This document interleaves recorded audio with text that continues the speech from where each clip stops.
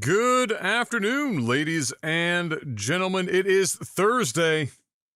It's October the 3rd. We've officially entered into October 2024. It's another Technical podcast. Glad you could join us today. Hope you're doing well. Got another great show lined up for you today, as always. Mr. Black, we are getting dangerously close to sweater weather. How are we feeling about that right now? Feeling good. Feeling good. Went out and got some new sweaters this week and some new pants. And is that a new Puma? My body's ready. Yeah, I got this too, yeah. Where do you even buy Puma at this point? I haven't seen a Puma shirt in a hot minute. Where are you picking up Puma? I'm pretty sure I got this at Sports Check. No, okay. There you go. I remember when I was a freaking kid playing soccer, that was like the only time I ever wore Puma was soccer equipment. And I guess that's still the only thing that they're making. Like I for a while I forgot Puma existed. Because they don't really do a whole bunch of like, other than, a t-shirt like something that you're wearing or whatever, they don't make like a whole bunch of athletic equipment for stuff that's not, well, basically fucking soccer. So it's not like you see them constantly, but they're still kicking, clearly. Either way, sweater weather is approaching. I'm happy. I bought one whole new sweater myself as well. I really splurged. I found one at Costco for like $3 and a handshake. Some classic Costco fare. What was what was the brand name on that bitch? I don't know, something. Anyway, didn't really matter. I just saw the price and it looked like it fit, and I was like, fuck yeah, I'm in. Give me that $19 Costco sweater that will probably last me the next, 7 years of my life. Absolutely. Give me, maybe it was Hurley. It might have been Hurley, because they've been selling some Hurley shit. Either way, I'm excited for sweater weather myself. As much as I enjoy the sun and being outside and summer and whatnot, it's time. It's time to move on and experience whatever fall weather we can get before we all know what comes next. Yeah. Yeah. But yeah, before we get started, ladies and gentlemen, of course, the most important question of the week, Mr. Black, other than buying Puma t-shirts and assorted apparel, how was your week? A much chiller week this week. Got some shit done. Our 10-year anniversary's tomorrow, so I've been prepping all that. And yeah, just catching up on sleep, dude. I was run down like crazy, so I'm just kind of, I went and got a massage today, so I just got home, so I'm like little, smelling like Diddy's hotel room right now. Baby oil. No, I took a steam shower, so I'm off. I have no oils on me, so I'm good. I shower and stuff afterwards, but very good. Yeah, I mean, outside of that, not a whole lot. Got all the Halloween stuff out of the way, so we all got our costumes. We're gonna be Ninja Turtles. Classic. So we get that done. Because I always just seem to wait till like 4 days before Halloween, and then there's nothing there, and then it's just and then it's just nightmare fuel. So we got it done early. What else is there? Hot tub's up and running, so I've been hitting that. And that's a fucking show. That's a solid week. Nothing wrong with that week. Yeah, it's a solid week. Nobody else in RP cheating on their significant others this week. We've had a pause on that. There's none of that. Oh man, yeah, last week was a meme. Oh, bro, I don't even follow RP. I stop it. I watch your stream occasionally to see, what kind of madness is going on. Working the real estate game recently and everything, and then I was like, okay, that's cool. I'll stop in, whatever. But I can't go and watch it for so long because it does just devolve into like high school drama at some point. So I can only bear so much of it. And then of course, even though I'm not entrenched in RP, my whole feed for like 48 hours was just, listen, I've never really needed to see that much Moon in my life, but I was seeing Moon whether I wanted to see Moon or not. Yeah, it was a full moon. It was a full moon. Put it that way. What a mess. But yeah, complete 5-alarm fire. Well, that's good. We got 1 week without it happening. That's comforting. That's it's always good to see. I'm sure there will be more in the not too distant future. It seems like an inevitability. How many people though, like just sidebar, how many people are legitimately still crazy enough to, at least the people who aren't single in real life, who are still trying to do like these RP relationships? Is it still like a prolific thing where like way too many people It's a lot. buying into It's it? a lot. It's a lot. I mean, the thing is, man, in role play, it's a lot of weirdos, man. I'm just gonna keep it a buck. There's a lot of like socially awkward weirdos that play role play, and I mean this spans over all servers. This isn't even just like server specific, but you got a whole bunch of fucking weirdos playing Second Life, where they actually think they're, you know, either a real life gangster or they're in some sort of fucking shitty anime love I don't even know, bro. I don't know. And then you've got these weirdo large communities that are like cults, and they're just it's beyond, it's like WWE but with role play, and with a whole bunch of like egotistical, think they're fucking hot shit streamers that think they're just too fucking cool for school, when in reality they probably should have just stayed in school because this ain't for them. But it is what it is, bro. The longer I'm in this, the more just jaded and just like I'm actually getting to the point where I'm just starting to get too old for the shit. You know what I'm saying? Yeah, where that's fair. And I mean, you know, at the end of the day, roleplay doesn't really have an age. No, of course not. There's people much older than me that do a fantastic job at role playing, and it is great at its core. It's fantastic. It's a lot of fun.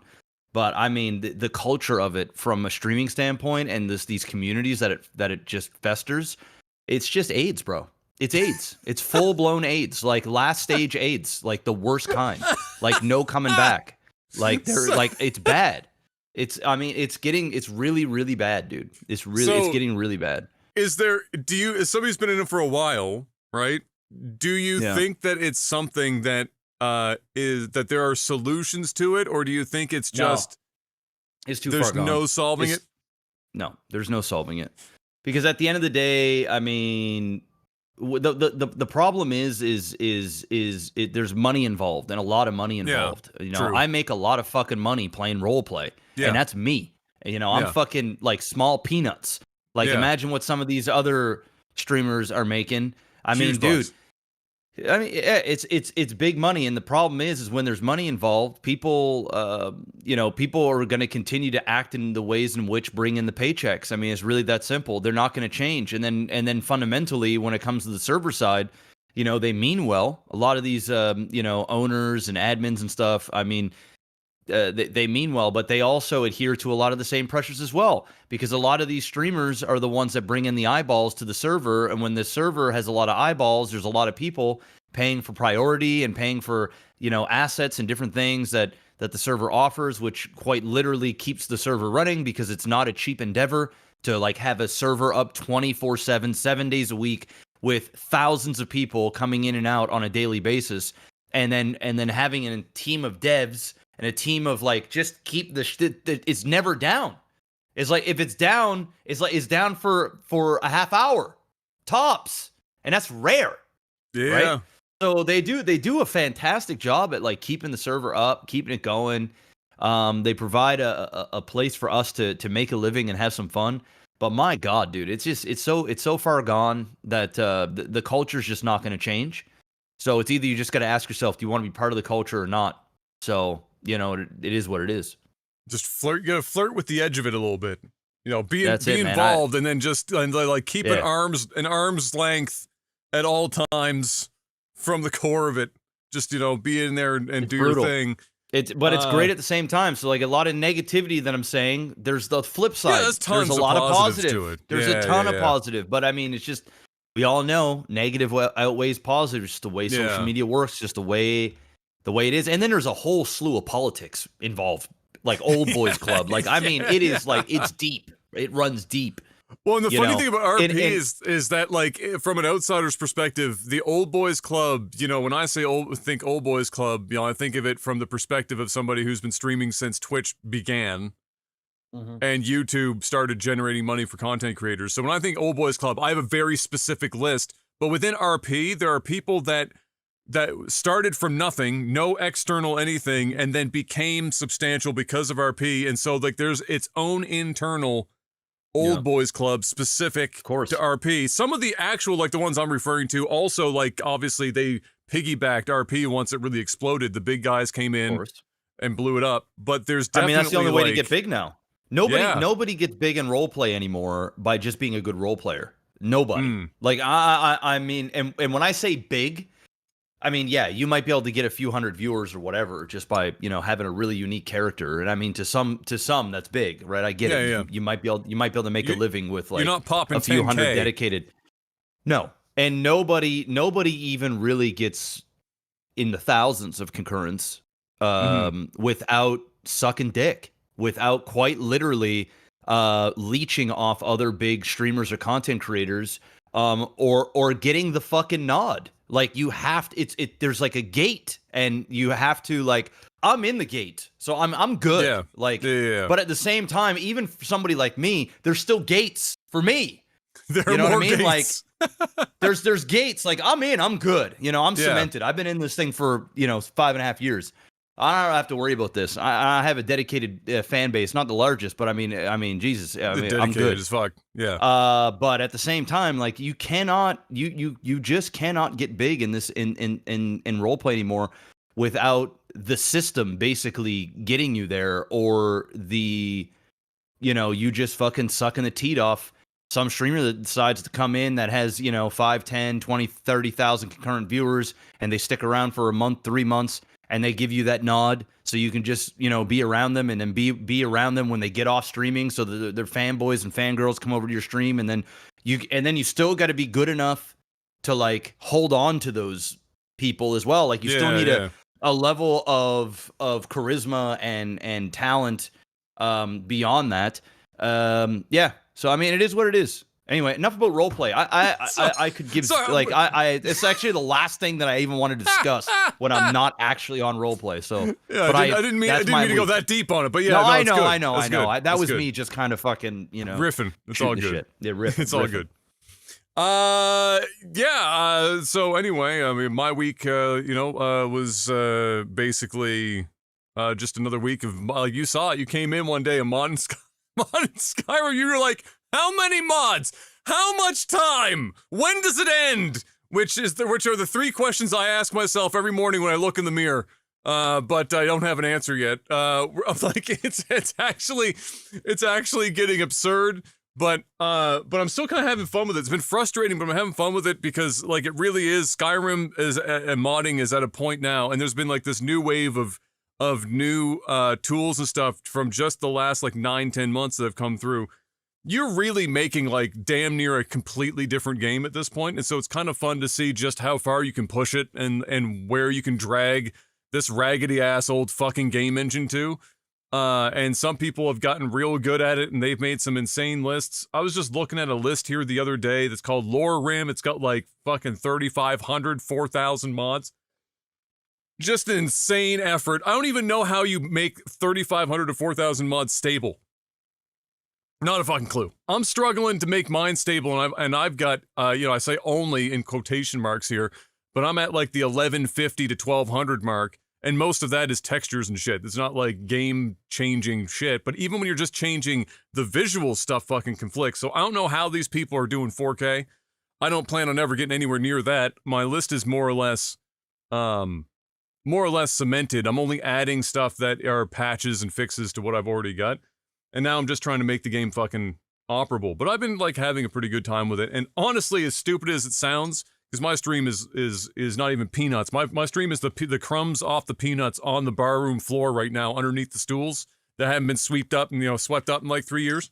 That's where my stream's at. And honestly, the numbers are about the same doing this as they are doing anything else. So it's not like it's fucking killing what I already have. So, you know, people will stop in, they put me on in the background, they pop in, you know, the one time a day I turn the game on and it's running and everyone's like, holy shit, gameplay. And then everyone like puts PogChamp in fucking chat for 5 seconds. And then I'm right back to just staring at Excel spreadsheets. But no, I've been having a pretty good time with that. So I'm just doing that and stuff around the house and looking at, you know, my contract right now, that I've been on for the last 6 months comes to a close sometime this month. I've got what seems to be one more project left that they want me to try to tackle, at least under this current contract. If they want to do more, then it's going to require renegotiation. But the one that's going on right now, I think I've got one more that will, I've got a meeting for tomorrow. And then otherwise just looking around. And you know what? I hate that I'm saying this again, but I think this is the commitment part. I want to pay off the rest of the wedding because I've still got some left over. Em and I both have stuff in like fucking not credit card accounts, but like basically on our line of credits to try and cover the wedding stuff, and we're basically beat that back down to earth within reason. I want to pay off the rest of mine, which, as I've jokingly but also totally legitimately commented on in the StarCraft comments, you know, these people getting so involved in Ant Legion and Mech Arena and stuff. These are big contracts for Lag TV, and they bring in good money, and they're going a long way in helping me beat that shit down very quickly probably before the end of the year. And then I will likely finally just go and this will make you happy. I'm just going to go sell houses, Mr. Black. I'm going to fucking do it. Adam, it might be time, man. Yo, Adam, we could create the best realtor team that the province has ever seen. Are we gonna go into business and make a YouTube channel? Walking through will be like those guys that do walkthroughs. Totally could. Yeah, I just thought about boom again, man. Well, that's what I'm thinking. That's what I'm thinking, because right now there is nothing. Like, there's actually nothing at the moment. But the thing is that when I sat down and thought about it, I mean, I'm doing this too because we're about to have a kid in the not too distant future. M works 12-hour shifts at a hospital, multiple days a week. We don't want to spend $15,000, $20,000, $30,000 on childcare if we can avoid it. We can beat that number down substantially by having at least one of us have some semblance of autonomy within our work, to allow for one or both of us to be home more often to reduce that number. That's a goal. And there are not a lot of options there that can make good money and still have some autonomy, because you're technically working for yourself when you're selling houses. So as long as you don't have an ongoing sale or buy situation for a client, if you want to step away, you can step away and you can just do whatever. And so you're not chasing down a lead or whatever else. So it's one of the few things, at least here in Halifax, that I have available options for. So that was a big player for sure, is I need to be able to maintain some level of autonomy so that when Marcel goes back to work, you know, after maternity leave, however long she chooses that to be, 1 year or 18 months, whatever she chooses, that we don't have to spend copious amounts of fucking money on childcare and still allow both of us to work within reason. So, so that was a big player. That's what we do now. Yep. It's literally how we've been doing it. Big deciding factor. And then also the market has been shit for getting into doing real estate here in Halifax in the last 3 years would have been really hard because the supply is basically zero. And it still is, but things are changing because we're entering into election cycles here, and it's becoming a platform for both sides. And so provincially and federally, there's going to be a really big push for putting units out in everywhere across the country. That includes here in Halifax. And building regulations are going to be relaxed. More and more stuff is going to start to get cranked up. And there will be more available for people to get in and do sales. Bless the conservatives. Bless them. So that's going to happen. Bless. So they're going to axe the tax, Adam. They're going to axe the tax. I can't wait for them to get in and then watch how much they actually fucking do. Because he's really good. He's really good. At least, you know what? I fucking hate Trudeau, but at least in question period, he finally called out Pierre for his, like, his fucking, like, Dr. Seuss ass fucking shit that he's always on. Like, he's rhyming everything. Everything's a slogan. Like, it's just like, I will not, you know, I do not like green eggs and ham. I do not like them, Sam. I do not like him, Sam I am. Like, that's basically what it's like listening to Pierre Poilievre. It just kills me. But yeah, anyway, that seems to be where the market is going, which means it might be a much not easy, but easier than it has been for almost half a decade now, in terms of actually breaking into the market. It comes, unfortunately, at a time where they just in the last couple of months increased the cost and the amount of education required to get your license now. So it was already expensive as fuck and long education here in Halifax, because Nova Scotia is just like a fucking shit show when it comes to this kind of stuff, and they're very particular about it. But nevertheless, that does seem to be it. So this will be like pay off everything from the wedding, and then make sure I'm good, comfortable as I can be, and then dump a copious amount of money into doing that, and then get the ball rolling. And I haven't decided.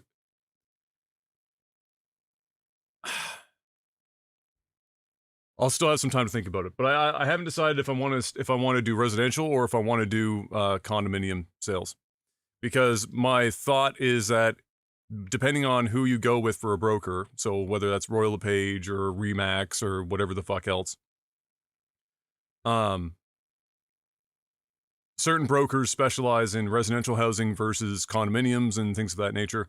And when you're getting condominium blocks, you're selling, you know, X number of blocks in a single building, and there could be some efficiency there versus trying to sell individual homes, and some of that might be dependent upon not worrying about it up front, but then seeing what the government does or what it eases up. Like, what kind of units are they going to allow people to build? Like, are they going to say just go up, don't go out, go up? At which point, might be better to get in and try to break in and make a name for yourself selling apartment/condo kind of living spaces instead of single family dwellings, semi-detached, things of that nature. You know, semi-detached is like the closest we're going to get in general. Not a lot of full detached homes are likely going to be coming this way. There will be some, but it will be like fucking 15% maybe of the entire market. But those are all things to think about. But that was like my thought process was, clearly we're entering a time in which there's going to be a lot of a push out of necessity to put more units out there. The government's not going to want to just do a bunch of government fucking housing, so they're going to be just opening up regulations to allow more builders to get in and build, which means there will be more spots for people to sell houses in. So that's anyway, that was my week. Very exciting, very thrilling. But for now, I still have to shill my life away on Lag TV. We got more shilling coming too. The shilling ain't done. The shilling has only just begun. But hey, before we get to more shilling, before we get to more shilling, video game news, Mr. Black. In an interview recently, the god himself, Shigeru Miyamoto, was asked about AI and its use in game development. He said that Nintendo will continue to go in the opposite direction as a way of maintaining what makes Nintendo special. So he doesn't seem particularly interested in weaponizing artificial intelligence in game development at Nintendo at this time.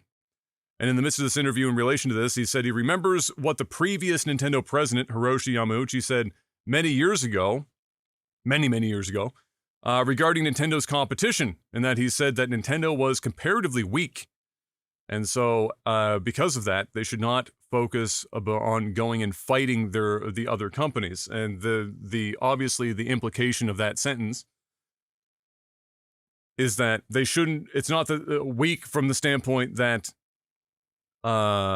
chasing after what Microsoft and Sony were doing, crazy graphics, these big fucking whatever type style stuff. Nintendo was not in a position to do that as well.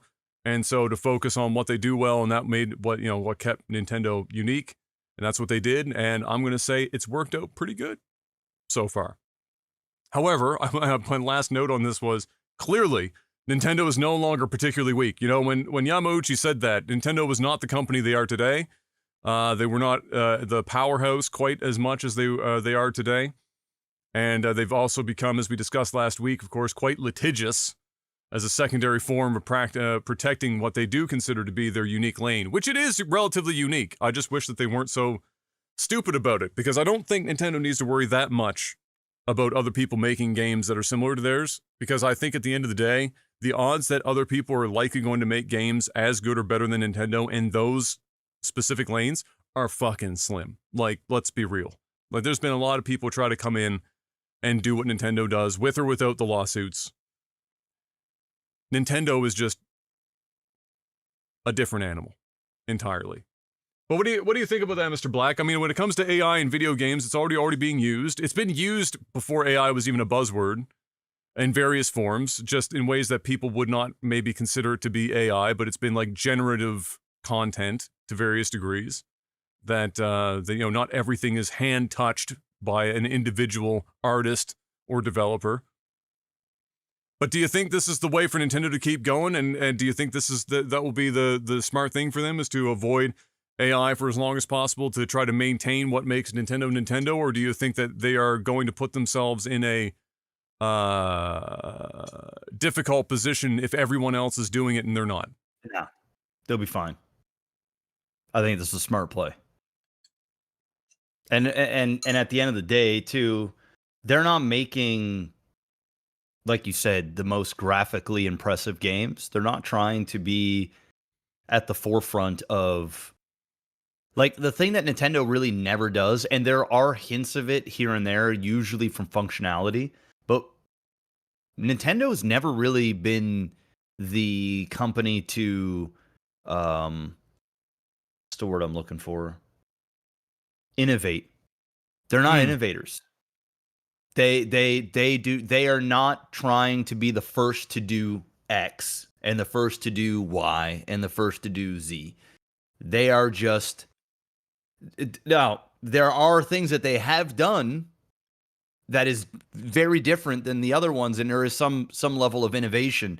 It's not their core philosophy. It's correct. It's usually backed by where they've done the same thing for a long time, and they're pushing the envelope. They're kind of like, how far can we go with this sort of idea? It's not like every day you wake up and then there's this new Nintendo, like, oh, we've got the first, when they go through all the tech stuff and the specs and the fucking all this stuff, they mention it, but it's usually compared to their last models. It's like the iPhone, right?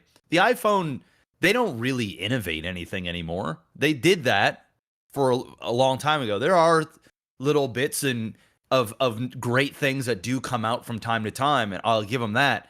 But I find Apple very similar to Nintendo. They have a lane. They stay in their lane. It's immensely popular. The cult following is obscene. And I know this is going to irk some people out there, but they got good products. They just do. They work. All right? I don't need to go into an Android iPhone comparison and what this does. The thing is what Android does, they do what they do, and Apple does what they do. There's a reason why Apple is the biggest there is because they appeal to a very specific audience and they cater to that audience. They don't worry about what Android's doing. They don't worry about, it's like Nintendo don't worry about what Sony's doing, what Xbox is doing, Microsoft. They just do. They're aware. They're absolutely aware. But they are not changing their fucking game plan.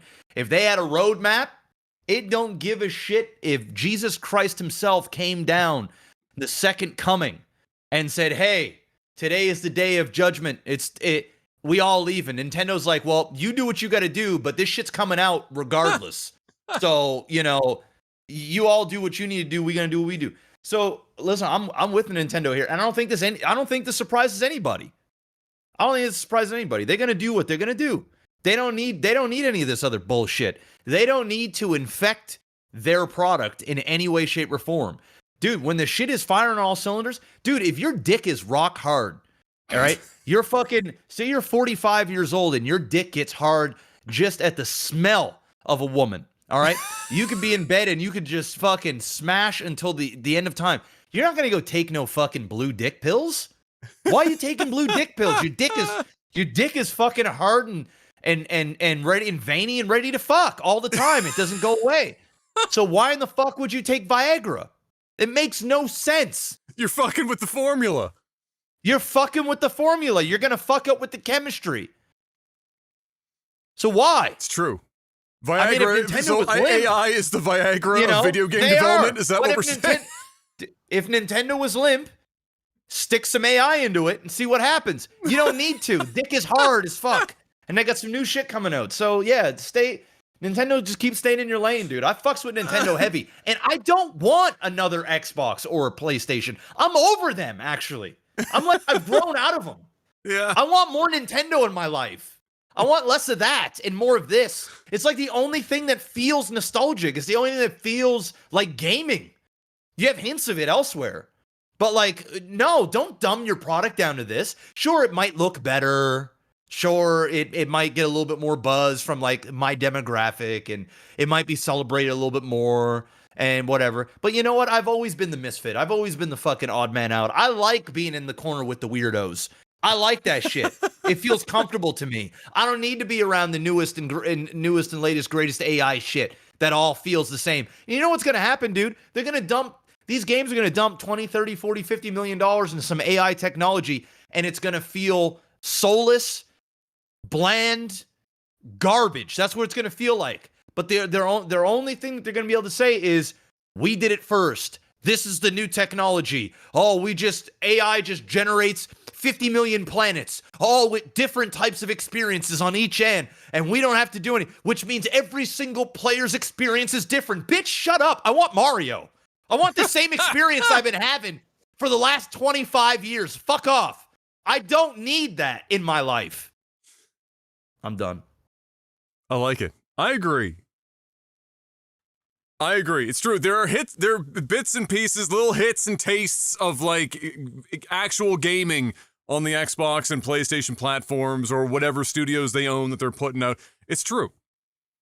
But it's like, it seems like it's this tiny pocket and then a whole bunch of horse shit, and then Nintendo just stays in their lane, and the majority of Nintendo stuff is that. Well, it's like I've said before, Nintendo makes video games where the whole thing is in quotation marks. Everyone else is making video, in quotation marks, games. They're making games in quotation marks. You know what it feels like? Nintendo's making legitimate video games. Correct. It feels like you're absolutely right. It feels like Nintendo's making games, and it feels like Xbox and Sony are constantly just making really cool tech demos. Yeah. And some are just a little bit longer than others. And there are outliers. Don't get me wrong. There's some fire that has come out over the last 5 years on Sony and Xbox. But I understand that. But it is, you gotta search for that bitch. You know what I mean? All the rest just feel like those old PlayStation, used to buy those magazines, used to play like 8 to 10 of these games. You stick them in there and you get to play like 20 minutes of a game, and they'd show off the coolest parts of the game. That's what all these games feel like now. It feels like I'm playing a tech demo. Some just last 8 hours. It's like, dude, what is this? And you know what? It's funny you say that, because it feels like a lot of those games too when you play them now. And what I've felt in many of the games that I've played here, like the newer ones recently, when you bring up that like play, they were literally demo discs that were included in the magazines, where it was like best foot forward, and you just see the cream of the crop of the game, and then if you got the game, then it was like movie trailers where you're seeing some movie trailers, you're seeing everything. You don't even need to see the movie anymore. You have seen everything that movie has to offer in a 4-minute long trailer, because why? The only is it thing 4 it's minutes? missing is credits. That's it. You're seeing everything. So like it's similar, and when you get to the full games now, a lot of times it's that you'll notice the first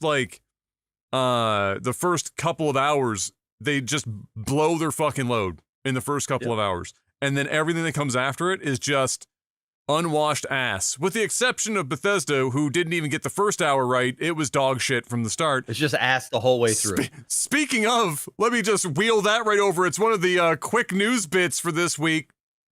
Starfield's big expansion, Mr. Black. That is the Shattered Space DLC that they have been advertising pretty heavily now for the last several months, is finally coming up on its release. People have early access to it. They are allowed to speak of it generally, and the general statements they have are that it is shit. It is bad. It is broken. It does not solve any of the problems, not from a technical perspective, but like from a narrative and gameplay design perspective that they felt the base game had. And this is coming from people who actually championed the base game and played hundreds of hours of it and have early access to this DLC, and they are very disappointed and kind of feeling a little bit kind of disenfranchised, I guess, because they were the ones that were supporting this base game from Bethesda, saying, okay, yeah, it's not great, but by the time this DLC comes around, they'll fix a lot of their shit, they'll clean it up, it'll be fine. Not looking like that's the case. Big fucking shocker.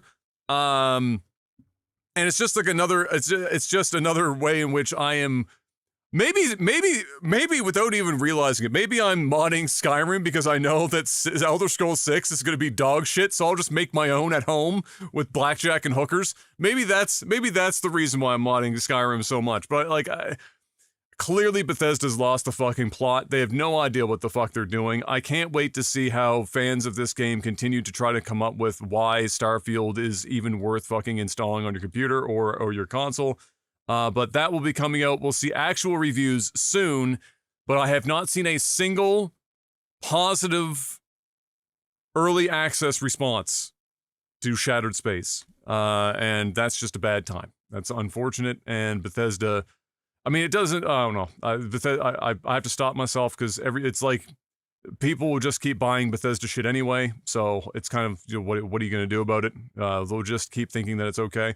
Like Todd Howard said, he's so fucking delusional now. Todd Howard saying, after Starfield didn't get well received in general, or not the reception that they expected it to get.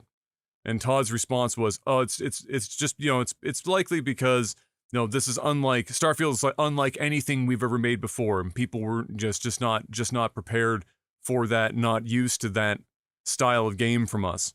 And when you hear Todd say that, it's over. He doesn't know. Todd, or he sucks, knows, man. and he's he knows. He's unwilling He's to unwilling acknowledge. to admit it. Yeah. I mean, he knows, bro. He ain't fucking stupid. He's been running Bethesda for fucking God knows how long. He's not a dumb man. He understands. He's just gaslighting everybody, man. That's all that is. That's all that is. Heavy you guys gaslighting. don't even know. You guys don't even know what you want. You're just not used to this. No, we know what we want, and it ain't that. So it was actually the most Bethesda game I've played in a hot minute. Was the irony of him saying that? It was like it reminded everyone of just everything. The problem was it was all the worst parts of Bethesda in one, and included none of the best parts. Like they managed to find a way to extract all of the good, discard it, and then keep all of the ways in which people hate the fucking core Bethesda experience. It's a real kick in the ass. Mr. Black, you might not remember, but if I jog your memory, maybe you will. Does the game The Day Before ring any bells? We did talk about it on the podcast, but it's been a while now. Yes. Is that the one that went under? It did. It went under. Yeah. So this was the game that was made by and not, this is not the meme, but like a small indie developer that had a lot of attention, enormous amount of attention. In fact, this game had so much hype. It had more hype than most AAA games. And unfortunately, this whole debacle, if you don't remember, people started getting more and more suspect as the information that came out was more and more scant. They had more and more delays. They just kept pushing this game back over and over again. And eventually, it ended up being basically an asset flip and just it got nuked from orbit on the first day that it launched. It died and then went away. And then everyone was like ready to sue these people. And it was a complete mess. So that whole developer went away. Rightfully so. But they're back. Again. This time. Same name. Didn't even change the name. Fantastic is the name, although the A at the beginning of it is gone. It's FNTASTIC. Fantastic started up a new Kickstarter page, Mr. Black, for their new game called Escape Factory, which kind of looks like a riff on the Fall Guys formula. The isometric, everyone looks like a minion kind of a situation where you're supposed to, get from point A to point. It's basically Fall Guys. They're asking for around $15,000 to be able to finish this project. They've got the website back up. They've got a Discord where they've got people that are at least saying that they're employees. People are starting to this is so out of nowhere. People are wondering if this is like an elaborate fucking hoax. But that's how insane this whole situation is. However, they've got a storefront up selling merchandise. They've got, this would be an elaborate meme. Storefront with merchandise, Discord with actual admins on there. They got the Kickstarter up for $15K. Anyway, there's 23 days left to go in this Kickstarter, and they've raised 15% of that goal in that time. So I'm gonna say there's a small chance that it actually gets funded. Probably not gonna happen. But they gave what looked like a whole bunch of AI written fucking press conference-y sounding, we learned from our past mistakes and yada yada yada and blah blah blah, and it's a complete fucking meme. I just thought it was funny that these guys had the balls to show back up so soon after that absolute dumpster fire and be like, hey, yeah, so we're going again. Could you give us some money on Kickstarter? Insano mode. It's insane. But you know what's a positive experience this week? Or not experience, but a positive piece of news this week? Mr. Black. I'm very interested to see your thoughts on this too. I have some thoughts because it's good. I think it's the best part of what could be probably happening to try and solve this problem, because it is a complicated problem. A new California law states that companies, and this has nothing to do with cancer, which is like everything in California, this product contains substances that are, according to California, can cause cancer, which is like literally every product you buy. But new California law states that companies have to state that you are not actually purchasing something on digital storefronts to line up better with the reality that you are more or less just licensing the thing or renting it.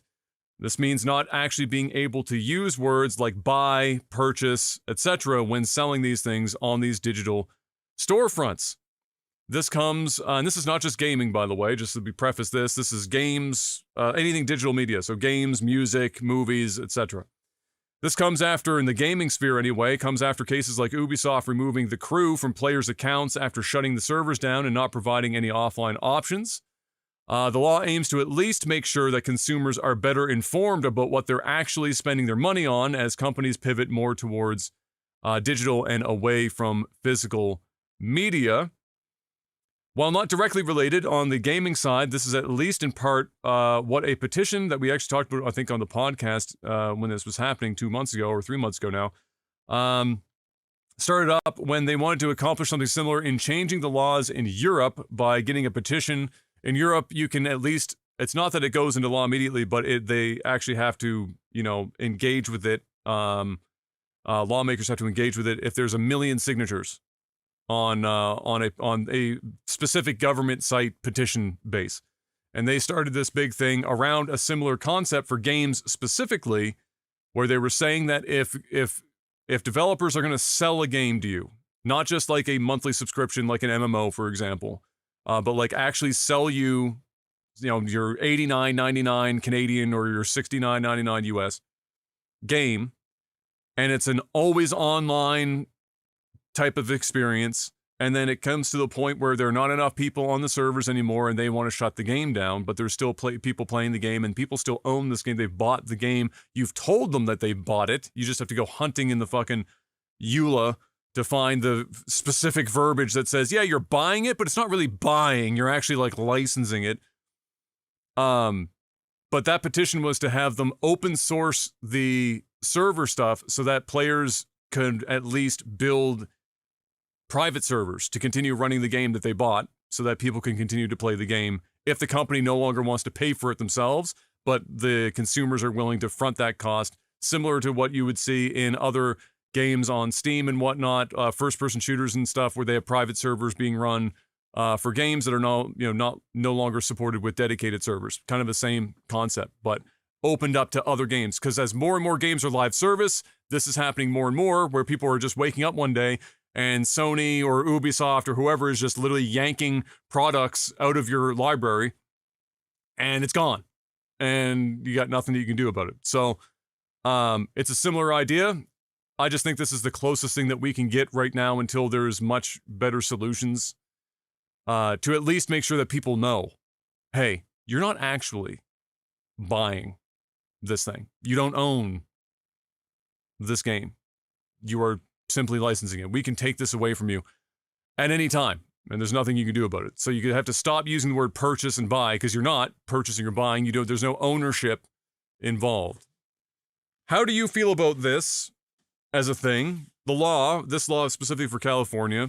How do you feel? And this is not just from gaming.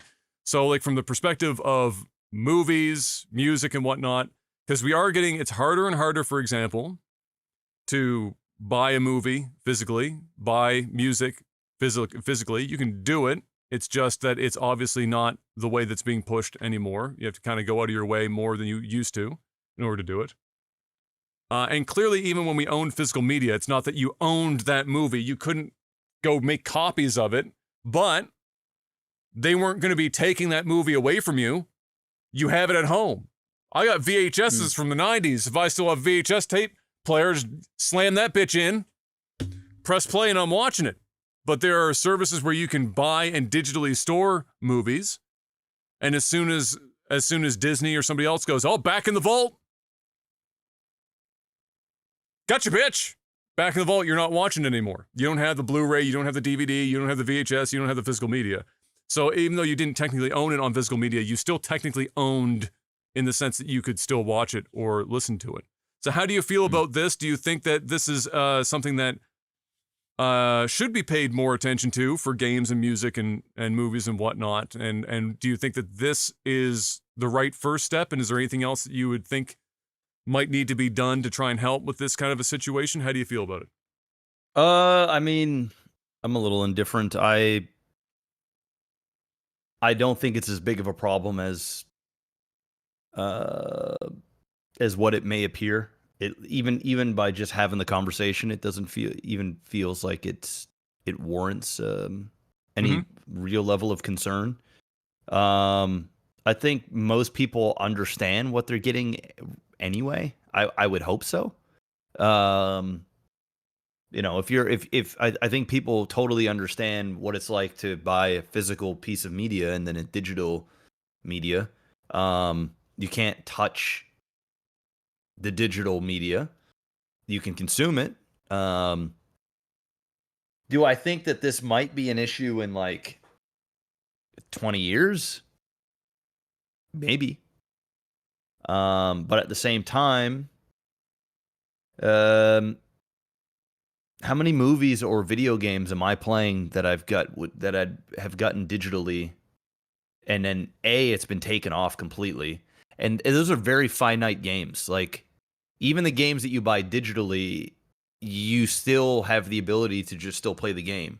I mean, these are anomalies. Like this has got to be less than like 0.5% of games.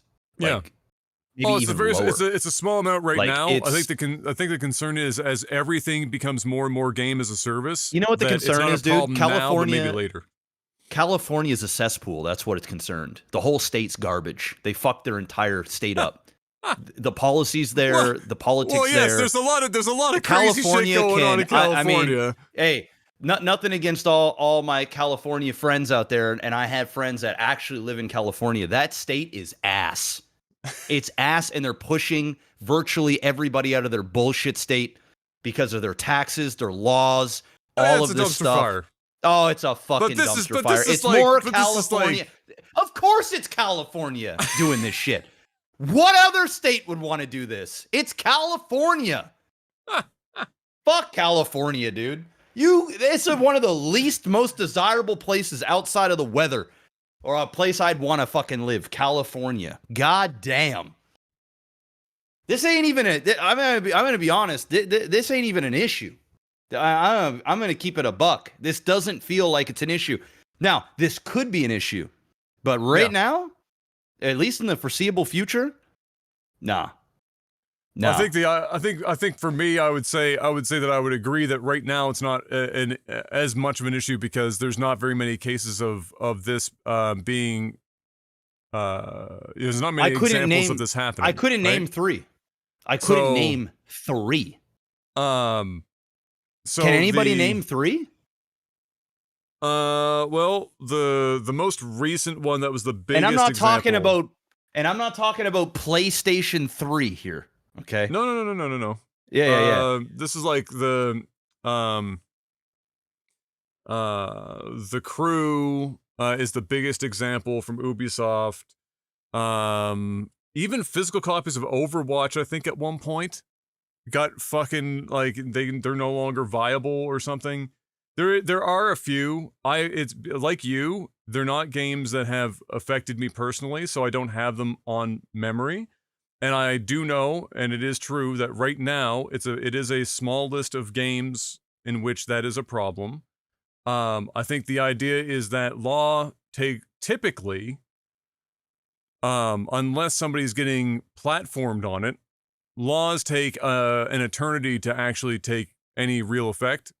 And so some people might make the argument that while it's not a problem now, it might be not a bad idea to have some foundational groundwork started so that by the time it is a problem, it doesn't spiral out of control while laws are trying to catch up. Because it's kind of like copyright law and YouTube, where we're still playing massive fucking catch up, and it's a complete and utter quagmire on YouTube where you're guilty until proven innocent because there's no other methodology for them to be able to. Yeah, but I think the protection that the consumer has is I mean, in theory, I think we all know you're basically renting a game. This is like the new form of rental. You're basically paying $100 to have a game in perpetuity, or so we're told, right? And until it isn't.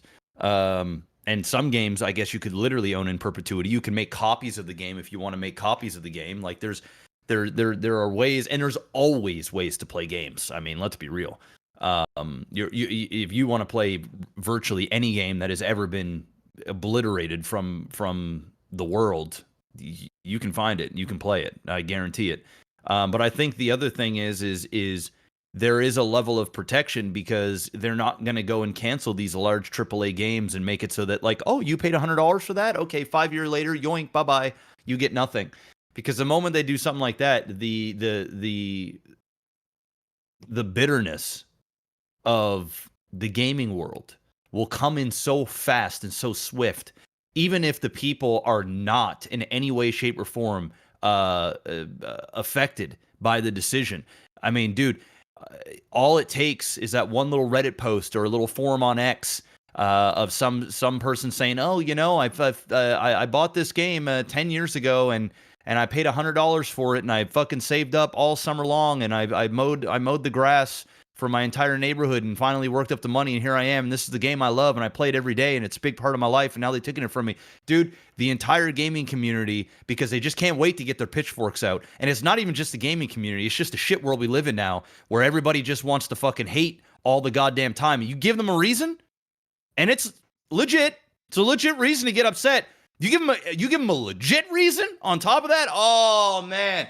Dude, Microsoft, Xbox, any of these guys, they're going to say, you know what? Hey, that's our bad. But what we're going to do is when we release a new version, we're going to give it to you for free for everybody that did this. Or, oh, you know what? We're going to give you a coupon, a code to go and download whatever game that it is you want for this. That's what they'll do, man. That's why this isn't a big deal, because there is no developer or console or anything along those lines, a live service provider, that is going to rip the carpet from underneath the very people that keep their consoles relevant. And some of them are dying. Xbox, they cannot afford to get that type of bad grace. So I just don't foresee it. The music industry, the movie industry, it might be a little bit different. I don't know. But this is a gaming podcast. I'll talk about games. Yeah. And you know, it's really going to be no different in the movie space as well. Netflix ain't going to do that. But I mean, when you have a subscription to Netflix, you're already pre-programmed to understand that things come and go.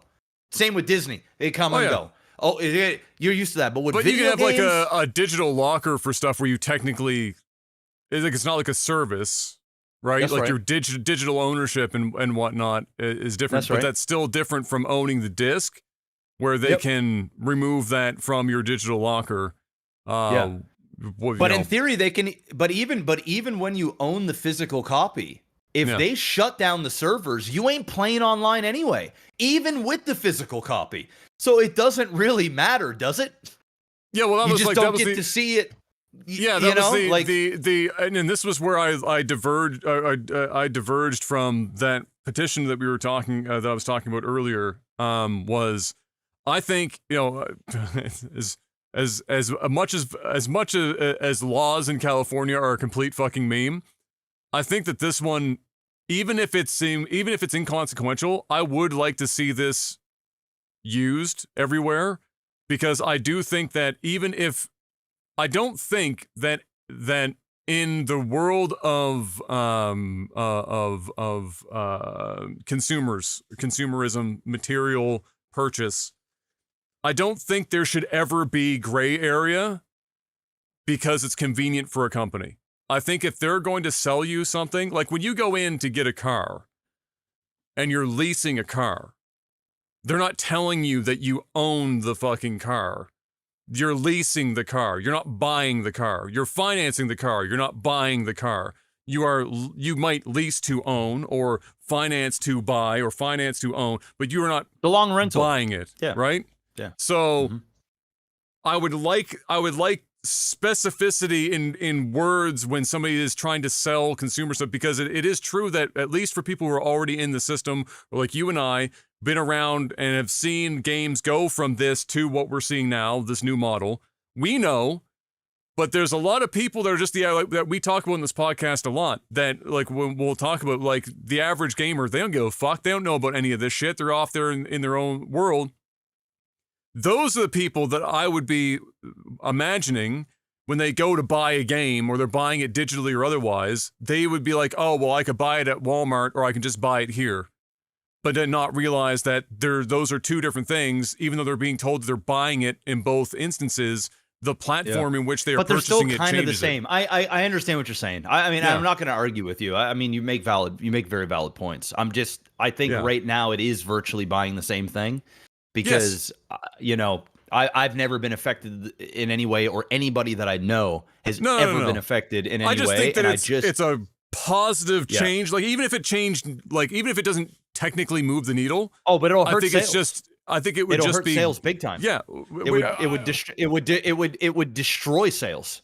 Instead of a buy button, you now have rent or lease or borrow. Which is why I think it's kind of important to make the distinction, because that tells you that fundamentally they're fleecing people a bit, and they're relying on the word. If they're relying on if just from what you just said, if they're relying on the word buy to instill in somebody a certain feeling so that they'll spend the money to buy it, and the idea is if they change that to rent, and then it will, in your words, like, obliterate sales, but they're not doing it even though that is the correct actual thing that's happening, I think that does make it a little bit important. But is it though? Is it but is it though? But are they lying? Because you are buying a digital copy of the game. No, it's not about lying. It's not a scam. Because you're saying they're fleecing, right? You're saying they're fleecing, and I understand that, right? Yeah. They're but at the same time, lying. Are they fleecing? Because who's been fleeced? Who's been fleeced? If the idea is that a person would make a wildly different choice about how they spend their money on the exact same product, where there's two options, one says buy and one says rent. Only if the outcome is different, though. But no. But if the outcome is the same, because you're saying that right now there is no difference. They could change the verbiage, but it doesn't change at the end, which is why you're saying that it's not a big problem. Because no matter what, at the end of the day, and that's why nobody's been like affected by this, or otherwise, at the end of the day, it's the same. So if we're only talking about the function of does the person spend the money or not, not even the how does the outcome at the end of them owning it or not, in the sense of ownership, if just changing one word, it's a big word to change. They change it, but it makes it accurate versus, or more, let's say it this way, more accurate. I won't use definitive term. More accurate than less accurate. We're playing in the world of legalese gray verbiage. Make this as broad a possible statement as we can, so that if anything were to ever be brought into a courtroom, we have as much wiggle room as possible to defend, to make a defense of our position. That's why I think personally, when it comes to legalese, I've never liked that personally, that in law, they can write something so fucking broad that that it will just come down to whoever is defining it at the time in court and not actually writing something into law. They're just giving themselves as much room as possible, as much wiggle room as possible. I've never been a fan of that. So in the sense of this is giving them as much wiggle room as possible, especially if your theory is correct and it would impact sales. For sure. Because think about it, right? Because when you think about it, if you were to put rent, right? Yeah. Because that's what it would in theory, that's the change that they're probably looking to go with here, right? Yeah. Of some sort. I mean, I don't know, unless you change the verbiage. Lease I don't know. might even be a better word, but it would be weird to see lease on a game. It wouldn't feel right. It'd be horrible because then, Adam, now you go, okay, well, either I can rent this game or I can go purchase this game, right? I can either go purchase the physical or I can go rent this, right? Yeah. So, at the same time, they're both getting you the same thing and the product is the same, except that, you don't need the physical copy because when you put the physical copy in, you're just downloading really the game to your hard drive anyway. And they're telling you, they are telling you that you're leasing it. They're just doing it in the user agreement. They're not telling you at the point of purchase. They're telling you. Oh, well, then I don't think that there's any then I don't think there's any problem at all. Then I don't think that there's any issue. Because there is the fine print, right? And it's like that in any contract in business ever, right? There's always termination clauses. There's always all of this, right? Yeah. Dude, if I were to go and purchase Windows, the newest Windows, I buy it digitally, I'm buying it digitally, right? Yes. But that might be pulled right off the fucking face of the planet in 10 years, right? May never use it ever again. Yeah, right? But there is going to be fine print. I know what I'm getting myself into. And then on top of that, with the video game sphere, nobody is affected by this.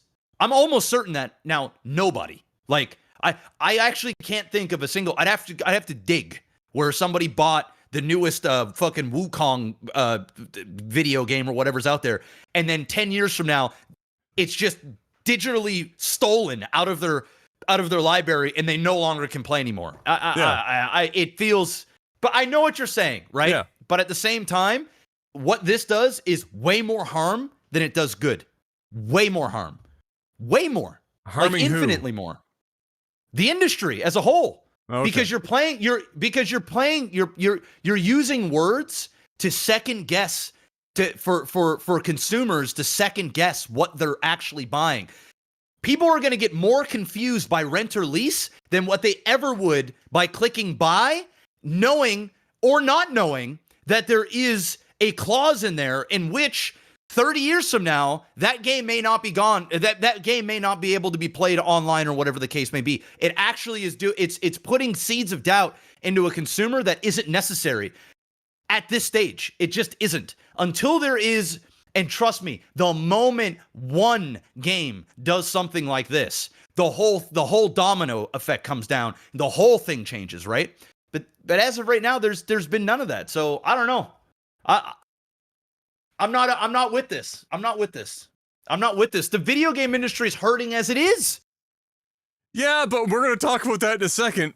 My opinion on the video game industry hurting as it is 100% the fault of the video game industry. It ain't no external pressure. It is an internal fuck show from top to bottom. Yep. That is my opinion on it. So let's jump actually into that. So here's a great example. I got two great examples for you. 3 even. Down here in the quick news bits.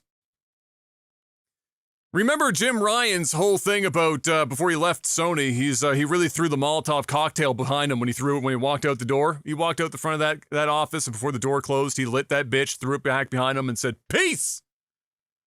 Everything an online service game. Before I go," is what Jim Ryan said. And he meant everything, sorry. Horizon by Guerilla Games. Horizon Zero Dawn, Horizon Forbidden West. You would think, hey, we're probably priming up for the end of the trilogy, third one coming down the pipe. We got this shit. It's coming up. No, it's not. You know why? Because Jim Ryan, before he left, threw the Molotov cocktail behind him through the door and blew that bitch up and fucked the whole thing on the way out the door.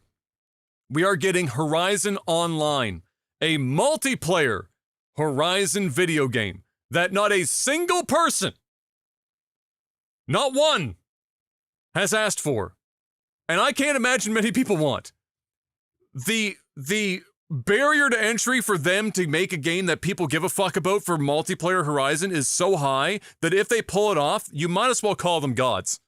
Because they have barely made games that have sold enough to justify their own base games continuing to fucking exist.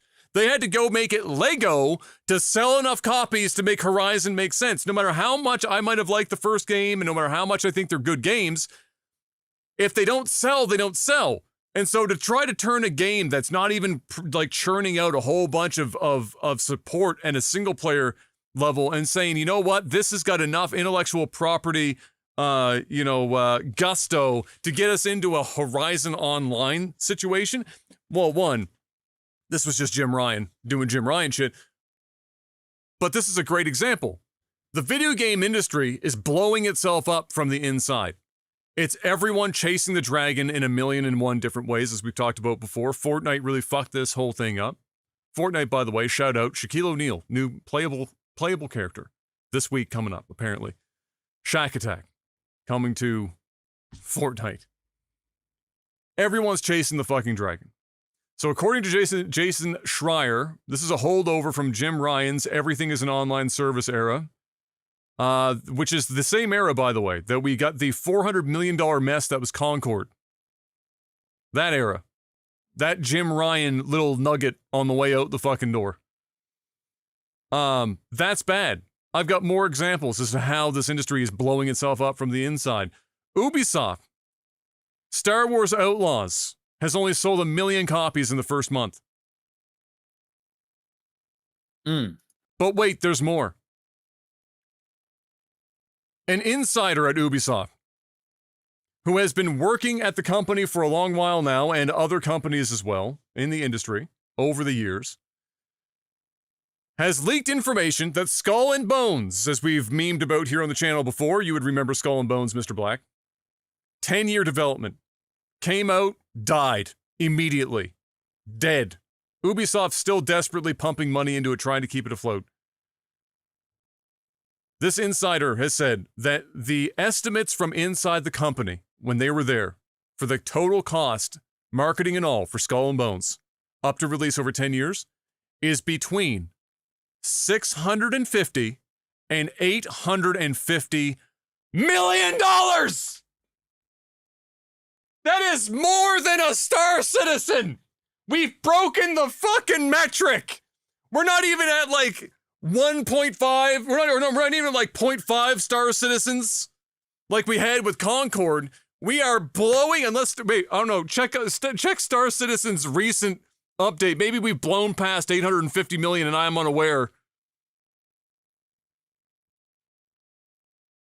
$850 million!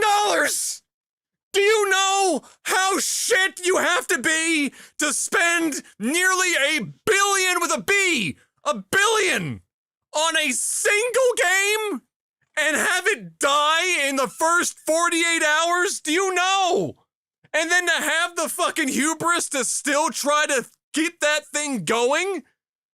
Are you serious? And we're worried about the industry getting torched because we're being honest about leasing or licensing versus buying? These people are burning this bitch to the ground without our help. They are out there actively sabotaging their own industry. Mostly because it's people being brought in from outside the industry making a bunch of shit decisions, all of them trying to be the one that brings on the next Fortnite. Internally calling games like Star Wars Outlaws. What do they call it? Oh, Red Dead Star Wars. We're out here trying to be the next Red Dead Redemption 2. As if they had a chance in hell. at emulating, even poorly, Rockstar's mammoth, testicle shrinking in cold weather horse physics, Red Dead Redemption 2. There ain't no hope in fuck that some fucking female main character mid-looking woman, which is not a problem on its own, but when you try to sell a game to an industry that is mostly dudes buying it still, it's a lot more women than it used to be, but it's still mostly dudes living power fantasies, and you are trying to save your company by selling Assassin's Creed Shadows. Which was, we already talked about that last week. That is a proper fucking dumpster fire from top to bottom. When they're hoping that and Star Wars Outlaws were going to financially save them from the $800 possible $1 million quagmire they put themselves in with Skull and Bones, this industry's cooking itself. We ain't even got to do anything. This is like some Ron Co. set it and forget it type shit. They are cooking themselves. They set the fucking timer. They walked away, and when they came back, cooked chicken. Can you imagine being in a world where where developers internally are literally dying to be able to get some funds to make actual video games, and the company says, go fuck yourself, we can't afford your $50 million venture because we're spending $850 of that on Skull and Bones! $1 billion! Pushing $1 billion on a game. You know who the only company that's going to be allowed to get away with that is? Rockstar making GTA 6. You know why? Because it will make $2 billion in the first fucking week. That's the only one. Nobody else, especially Ubisoft, has any right to think that they had a hope in hell of being able to come out on top of spending nearly $1 billion on a video game. There ain't no way. So they're doing a good job all on their own. They don't need no help. They ain't need no assistance. They're burning this bitch straight to the ground. And I gotta keep it a buck, Mr. Black. I think it might be good for this industry if it does burn to the goddamn ground. I think it almost does have to go back and be sent to the Stone Ages.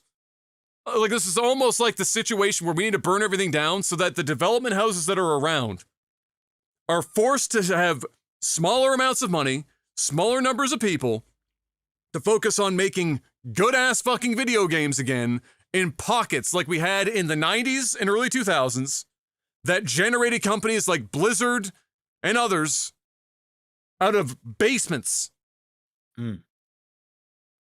That's what we need. Because clearly the corporatization of video games was a massive fucking mistake. I don't think people understand. I'm going to say this one more time because I don't think people are understanding. I don't even know if you can conceptualize what $1 billion is. Nobody listening to this podcast has any idea of what $1 billion is. Pushing $1 billion is such an insane amount of money. It's fucking crazy. The amount so much can be done with $1 billion. To dump that into a single project, you have to be fucking retarded. Full blown. You have to be. You have to be as dumb as a post. You can't have the IQ of anything beyond a paperweight. Nobody can possibly have functioning fucking brain cells. Not even 2 brain cells left to rub together to create smoke that might be a good thought. 0. They might have 1, just enough to mouth breathe. For $850 million. And again, let's say that this is wildly exaggerated. Cut that number by 1/3. Or into 1/3 of that. You're talking about $250 million? What is the number for a 10-year development time in Skull and Bones that isn't a fucking giant waste of money? It's more than $100 million. It's almost certainly more than $200 million that they spent. After all this time, a decade, and the number of different ways in which that game was created into different genres entirely and then torn down and rebuilt from the ground up, $650 million is totally fucking viable. $850 could make sense when you start adding advertising on top of it. And they advertised the fuck out of that bitch when it was finally ready to actually launch. Which it wasn't ready to launch, but, you know, they were ready to at least, you know, minimum viable product, that shit out the door. So it's a roundabout way of saying, yes, I agree that it seems crazy that you would log on and you go to a digital storefront. And I would say that the same thing exists, that if this is a game that is applicable in the sense that it's a live service model, not Mario Galaxy 3, but a live service model, and you go into like a games, you know, God forbid, GameStop even exists in the next fucking 2 years. Somehow, I don't even know how it's alive now, but you like walk into the store, Memes. Walmart, Memes. meme stock, walk into Walmart, and you buy that game off the shelf. It's not buy. In the same way that you look at Mario Galaxy like fucking 7, it says buy. You look at The Crew from Ubisoft, it says lease. Because you ain't buying it. It's a live service game. It's just a disc, like you said. It's a disc to go home and then download it off the fucking server. It's just to have physical fucking shelf space for the consumer in brick and mortar. So I agree that it seems crazy, and it would hurt the bottom line for sure. It would hurt. But remember, even though you buy the physical disc. If they remove the service, you still don't play. Well, that's all what I mean. You now have is a paperweight. But that's what I mean. That's what I mean. Like on one side, you see Mario Galaxy 7. There is no online service. You ain't playing online multiplayer Mario Galaxy 7. You buy that game, and in 20 years, when Switch games are selling for $4,000 a piece, somebody can buy that game, slap it into a Switch. Yeah, turn it on and play the fucking game. You know why? Because they bought that fucking game. Yeah. That cannot be said for games like The Crew. That's the difference maker. And I think it is unfair to consumers, whether they at some base level understand mechanically or not, to call them both buying or purchasing. Just like I said before, it's not the same to go into a dealership and buy a car in cash and then drive it off the lot versus signing a lease versus signing a finance term. All three of those are different things. And so I agree, it might hurt the industry, but I'm in full-blown anarchist mode. I'm about to throw Molly myself into this bitch. Burn it. Fucking burn it. We might need that. We might actually need that. Look at, like, we just talked about how so. few, Dude, all this shit is going to come to an end anyway, because you know, at the end of the day, corporate is gonna understand what is working and what isn't working. And when these large ass developers are pumping in hundreds of millions of dollars and seeing zero return, like record amounts of losses, they're just gonna stop doing these. And they're also, I mean, these things, it's like a wave that gets sent through the gaming industry. I mean, it is bad, and as consumers, like, we can sit back and kind of laugh at how ridiculous this is. But for them, I mean, they ain't never gonna put another $800 million into a video game ever again. Not after a loss like this. And you're gonna see other developers go, you know, some fucking, you know, 50-year-old white dude in a suit, you know, at a board meeting that came from a completely different industry, gonna come in and be like, yo guys, we need to make the next Fortnite. Somebody in that room is gonna go, did you not just see what happened over the last, I don't know, 5 years, when every single full-blown live service game came out and died day one? Probably shouldn't do that. And some of them might fall between the cracks. No. This is the one. They're gonna learn. If anything, you want them to keep doing this. You want them to get fucking pounded, because this is the only way it's gonna change. They're not gonna sign up to do it again. There will be no Skull and Bones 2. They won't even make a pirate game ever again. In fact, when you walk into the office, if you say the word pirate, you're probably fired. It's a trigger word. That's probably, I'm not joking. I mean, that's a lot of... Eveski Mo has a sign outside of his office door that says no pirates. No pirates, none. You can't even do hard R's in the office. Like you can't do anything. Anything pirate related, it's you're dead. You're dead to them. So somebody's you want these failures, man. If you really want it to clean up, they need to fucking bomb, bro. Well, that's they what I'm need to saying. bomb. Like, let it burn. Yeah. That's what I'm saying. I agree. Let this it's bitch burning. burn. Let this dumpster fire fucking burn because it has to. My problem is, that there are developers like Guerilla Games that are owned by Sony that are making legitimately great single player games that make money when they are made. They're just not the $7 billion fucking Fortnite. And then a Jim Ryan comes in and says, your next game is not Horizon 3, your next game is Horizon Online, go. And then they bomb, because Horizon Online, the odds of Horizon Online doing well and not losing Guerrilla Games a shitload of money is a very small fucking percentage. Like a tiny fucking percentage.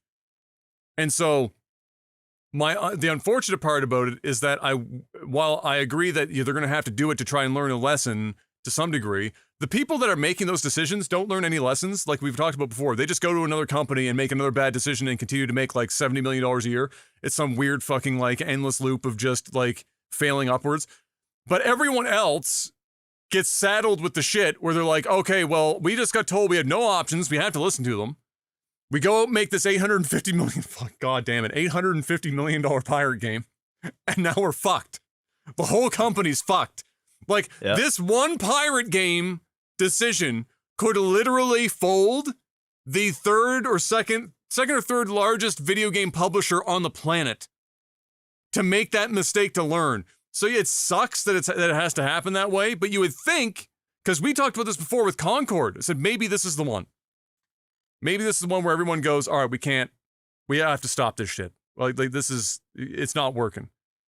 But then you hear about Skull and Bones at 850, and you're like, okay, it's over 2 times. It's over twice the shit. Yeah.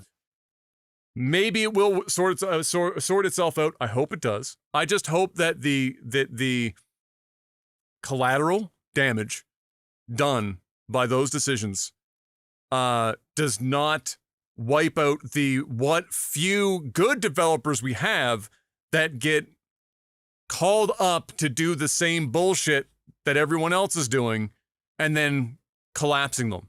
That's my only hope, is that, burn it down, but like I'm just scared that we're going to end up losing too many good developers in the process because they are owned by people that just want to make $800 million pirate games. And that's just a fucking crazy, unfortunate reality that we live in.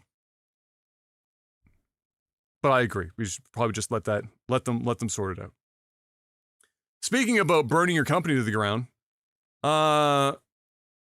Hi-Rez, they made a game that we almost dedicated a large portion of our channel to.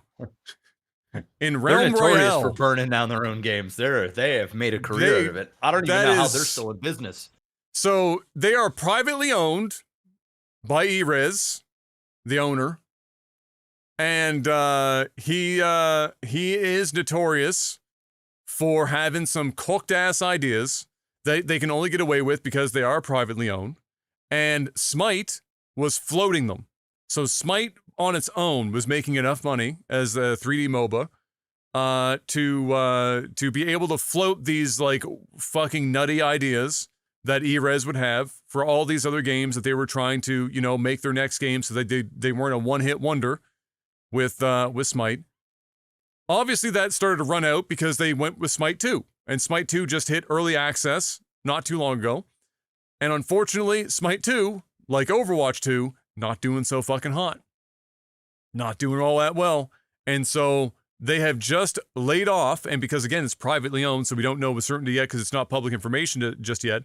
They have laid off an undisclosed number of people because the company is not doing so hot, because Smite 2 is not doing so hot, and Erez basically lit the torch himself on many other projects that were doing well. One of the most, I'm sure you remember this too, one of the most depressing things I've ever watched was seeing the talented developers that were making Realm Royale at a time where that genre was just fucking popping off, and they had all this attention. And they were doing well, and they were differentiated enough that people were like, okay, yeah, I'll fucks with this. This is an alternate that I can rotate into my series, my games. And then Erez himself stepped in and would appear on streams and like argue with the streamers and argue with everyone, and then in the patch notes would just be like, my way or the highway, bitch. And then inside of like what, 2 months, took the game from this looks like it might actually be bigger than Smite for them to dead. Actually dead. Full dead. And they tried to resuscitate it like 3 or 4 different times. Yep. Never came back from the dead. No, super dead. And now they have a problem because now their golden goose is shitting out silver eggs. And that ain't the same as gold. You don't get the same return on that shit. And so that's a big problem they gotta fucking deal with. But another example of just hubris being the most expensive thing in game development. You know what I think it is right now too? Is I think a lot of this stuff, I mean, outside of the fact that a lot of these games are just bad, like Concord and stuff like that, they're just not good. Yeah. That doesn't help. I think the biggest contributor is the gaming industry as a whole has been evolving or devolving, however it is that you want to, however you want to look at it. A lot of these games that were in, 7, 8, 9, 10 year in development were poised to do big things 5 years ago. And now these games are coming out, and the appetite for these battle royales and these sandbox games that are generic and just not really doing something different, they're just dying. They're just dying. And let's be real here, bro. I'm gonna say it. I don't think that any of these games. I've watched Concord. I've seen videos on the Skull and Bones. I'm gonna keep it a buck. Yeah, they don't look like great games, but they also don't look all that much worse than a lot of the garbage that has gotten immensely popular a decade ago, half a decade ago. I think part of it is just horrible timing. The gaming industry as a whole has just switched up, and now they're releasing games in a much more highly competitive industry, or at least you have a genre, and there can only be like 1 or 2. Yes, we talked about this before, where there's like a short list of like 20 games that take up 65% of all playtime. That's it. Yeah, it's harder to get into that. 5 years ago, 10 years ago, dude, you could put out some hot garbage. I mean, hot garbage was coming out. That was when like early access alpha shit was like really starting to boom on Steam. Like you just get these like fucking, 2017. Yeah, exactly. Dude, those games, let's be real, are worse than Concord, worse than Skull and Bones from a fundamental standpoint. They looked worse, they played worse. They were like, it was like going to a developer's fucking basement with cans of Mountain Dew all over the place and fucking Doritos and Cheetos all over the keyboard. And he said, hey, I'm working on this game. Hey, you want to just like come in and try it? Listen, man, it's bare bones right now, but just, dude, you got to see I can make a fire. You know what I mean? Like I can, that's what these games are like. When you come out, you're paying $50 for them. It just so happened that now that all of these games, because shit was fucking on fire back in 2014, 15, 16, 17, 18, on fire. Yeah, you could have shit into a direction and had 100,000 concurrent players. Yeah, seriously. You can't I'm do not that making now. this up. You can't do it now. Now you're hurting to get 3,000 concurrent viewers. It don't matter if it's 800 million, 80 million, or 8 million to develop. It's all equally as hard. Money is not buying you success. It just isn't. It just isn't anymore. It's very clear. And I think a lot of these fucking mediocre ass games that are mediocre, I wouldn't even go as far as saying they're shit. Like, dude, there is some real shit out there. And maybe some of them are. I don't know. But from what I've seen, 10 years ago, 5, 6, 7 years ago, these are big success games. They just are. Now they're not. So get fucked on.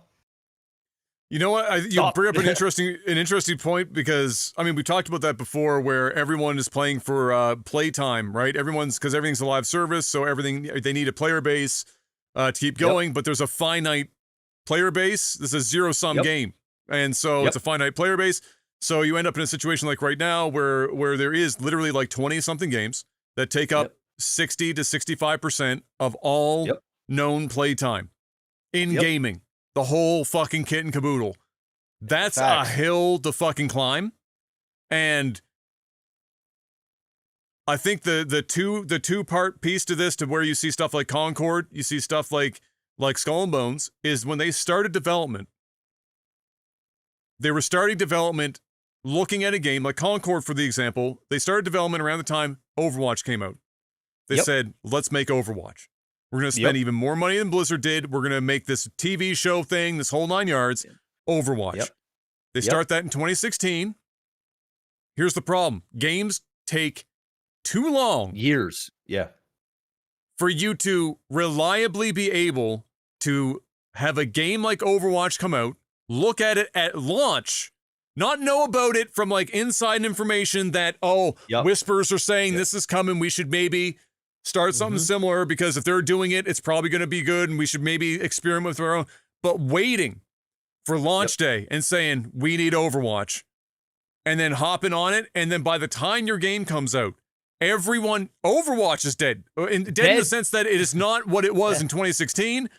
Nobody wants Overwatch right now. It's over. And so you release this game, you've spent $400 million. And it's not even as good as Overwatch on top of it. So you're getting it.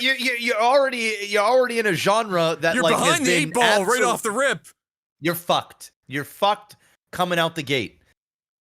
That's why, another reason why the spending the money is not just about like, when you add more money, it typically comes with more time, right? Yeah. Because more money is more features, which takes more time to develop the features to get the game out the door.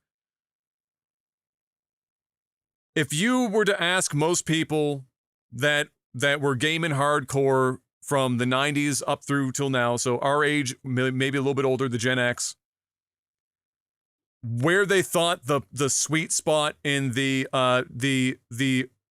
corporatized version of video games were, or like where gaming peaked in terms of the grandiose nature of the game, the size of the games, the quality of the graphics, etc., and then the length of time it took to make the games, it was the early 2000s. 2003 to 2009. That pocket of time, that let's call it five, if you want a 5-year period, 2002, 2007. That pocket where games took on average, the big ones, 2 to 4 years. 4 was the absolute fucking like outer rim limits. And back then they were like, holy shit, 4 years is way too long to fucking develop a game. 4 years is the average now. Like that's your typical, like you're entering in 4 years. You can't hit a trend in 4 years. If Unless you're Concord, Nintendo.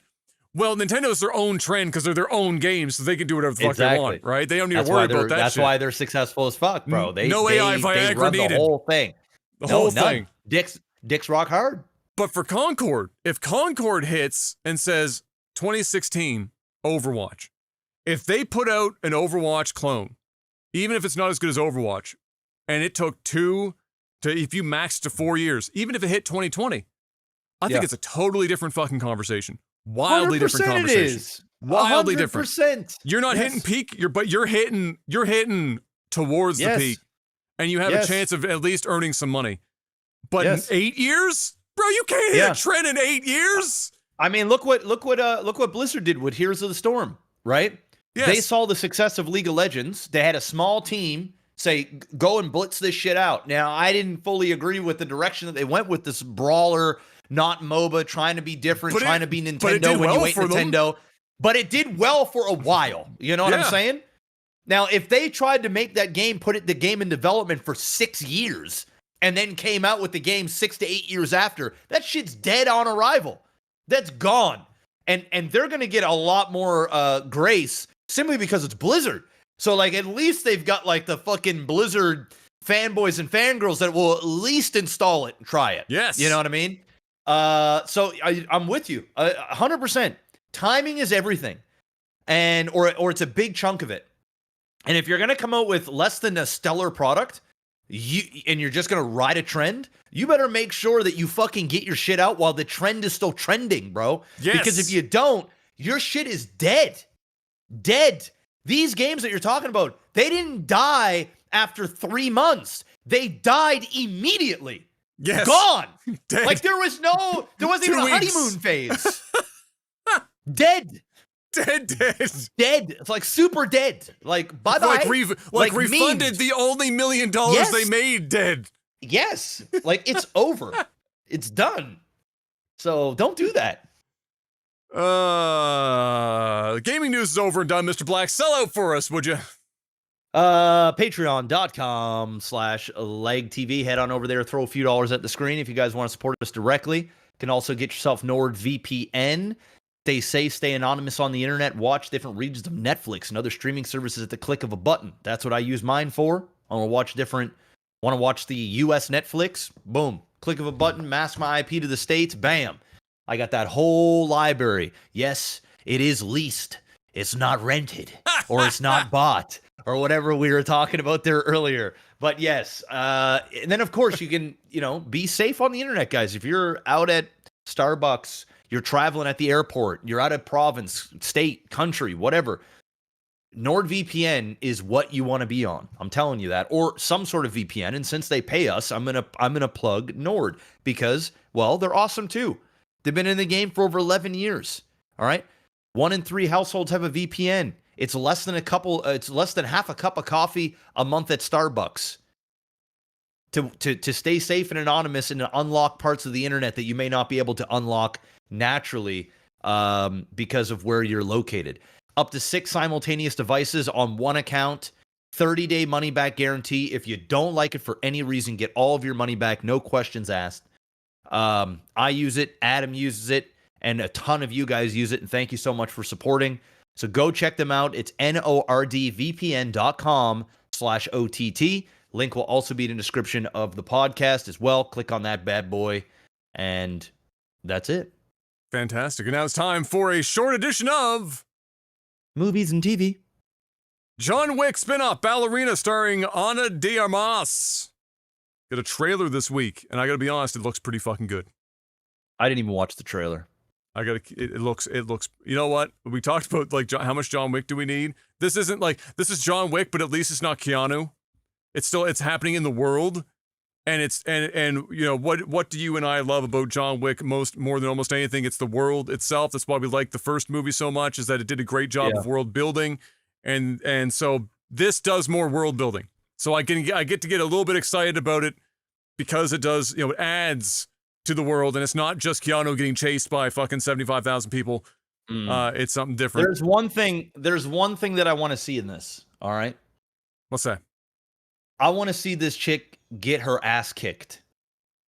Right. If I'm watching this chick go around and manhandle 300-pound assassins, yes, I'm checked the fuck out. I'm checked out. They kind of cover that in the trailer a bit. They cover that in the trailer a bit. I hope so, because when they're being taught and trained, the woman that's leading this whole thing, it's part of the Russian sect that's semi-related, I think, if not the same one that John was part of. That's right. And she says, you are going to be weaker. They're going to be bigger. They're going to be faster. And then she ends on, so cheat. And then it ends on her stomping the guy in the dick. And so it was I like that. Yeah. See, I like that. See, yeah. I'm all for a powerful fucking lead woman that's going to kick some ass and take some names, but I need it to be somewhat realistic, which is kind of wild to say in a John Wick movie, but at the same time, to some degree, dude, I cannot watch a 150-pound woman that's juiced up to the gills, thrown around trained assassins that are quite literally 2, 3, or 4 times her size. I can't do it. There needs to be some level of like, okay, I cannot fucking fight this dude. I need to fuck him up in other ways. Like they can get really creative on how they can do that. You know what I'm saying? Thankfully, she's got guns, explosives, and other means to do the talking. All right. And then, of course, you know, it is true. I mean, I like that they nodded towards that. It's like, all right, you know, in reality, in a fight, if you're smaller than your opponent, especially if you're a woman, the first thing you need to do is hit the man as hard as you possibly can in the fucking balls. The amount of work that alone, even if you're another man, if you're in a street fight and you're another man, I need you to forget about if you need to. Fucking destroy his chances of having children. It is the easiest way to win a fight, and in a street fight, there is no, like Bass Ruben said, there's no rules. If you can't run and you're forced to fight, make sure you win. There is no like, all right, don't go for the face. This is not Ron Burgundy, you know, no face, you know, kind of a situation, no hair, no face. There's none of that. Get out of there alive. So yeah, them doing the nod to that is great. And I mean, John Wick movies have done it right before, because there was the chick in the fourth movie, and she was fighting. She was a badass, but she was coming up against dudes who were way bigger, and they were fucking yeeting her around the fucking room and beating the shit out of her. And so I think they know, to flirt with that in ways that is entertaining and not just, you know, over the top and doesn't make any sense. And so, I can have some unrealistic stuff. Like, obviously, it's still a John Wick movie, and she's gonna do things that, like, you know. I mean, even like, John was taking on, like, there was like the dude in the library who's like 7 foot tall, 390 pounds, and in reality, he would just, you know, crush a skull. But like, you know, but he found a way with a book, you know, and it worked. So, you know, that is a that's a John Wick classic now, by the way, is like shoving something in their mouth and just punching it over and over again. She does it in the trailer, except with an explosive, and then she she gets the explosive, so she like fucking wails on it, grabs explosive in the mouth, slams it into his mouth, sets the explosive, and then they're fighting in a place where there's this big armored door, and then slams the door into him over top, so that when it blows up, she's on the other side of the fucking like armored door, and he just gets like turned into fucking shrimp paste. It's good. That's good shit. It's good shit. It's gonna be good. Norman Reedus is in that movie. I had no idea. Norman Reedus is in that bitch.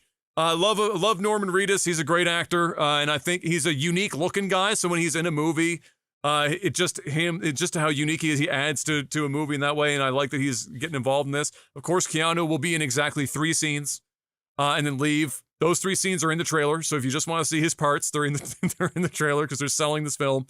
And then Lance Reddick, who unfortunately, as we know, passed away.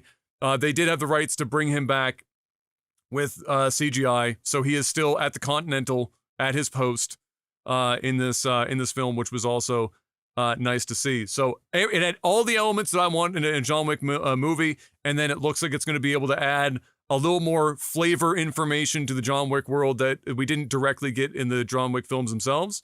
And so I'm personally, give me more of that. And I mean, Ana de Armas is not hard to look at, which doesn't help or hurt, I should say. Doesn't hurt in any way, shape, or form. Doesn't hurt. Yeah. That's the only thing I've got. Em and I started Love Is Blind, the newest season, last night. We didn't finish it yet. So did we. I think we only caught the first couple episodes. We're not too far in. I only watched the first episode, so don't listen. You know, we'll wait by this time next week. I'll have them all watched. Yeah, probably. We'll probably have them watched as well. But just what was your thoughts on the first episode? I actually like this group. I like this group. Do you? Yeah, I think I don't like the money guy. Where he's there are people that are awful. He's but you know, I bro, you're gonna hate him more. Oh, bro, he's like, I don't really want people to, judge me just for my money or want to be with me for my money, but yet he tells every girl about how incredibly rich he is. Yes. And he tries to downplay it. Yeah. But you can tell that this dude has zero game. Zero. He has zero game. He's got a Rolex though. Yeah. That's his go-to. His go-to to get women is I have a lot of money.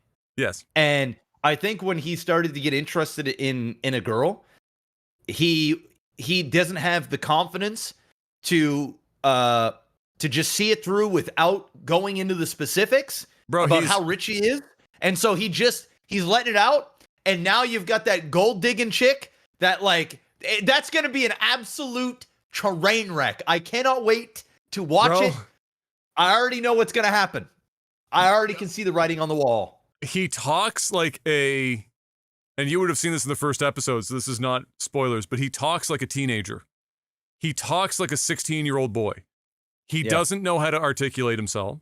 He doesn't know how to read somebody else's input in a conversation at all. It's a one-way street, just all on his side.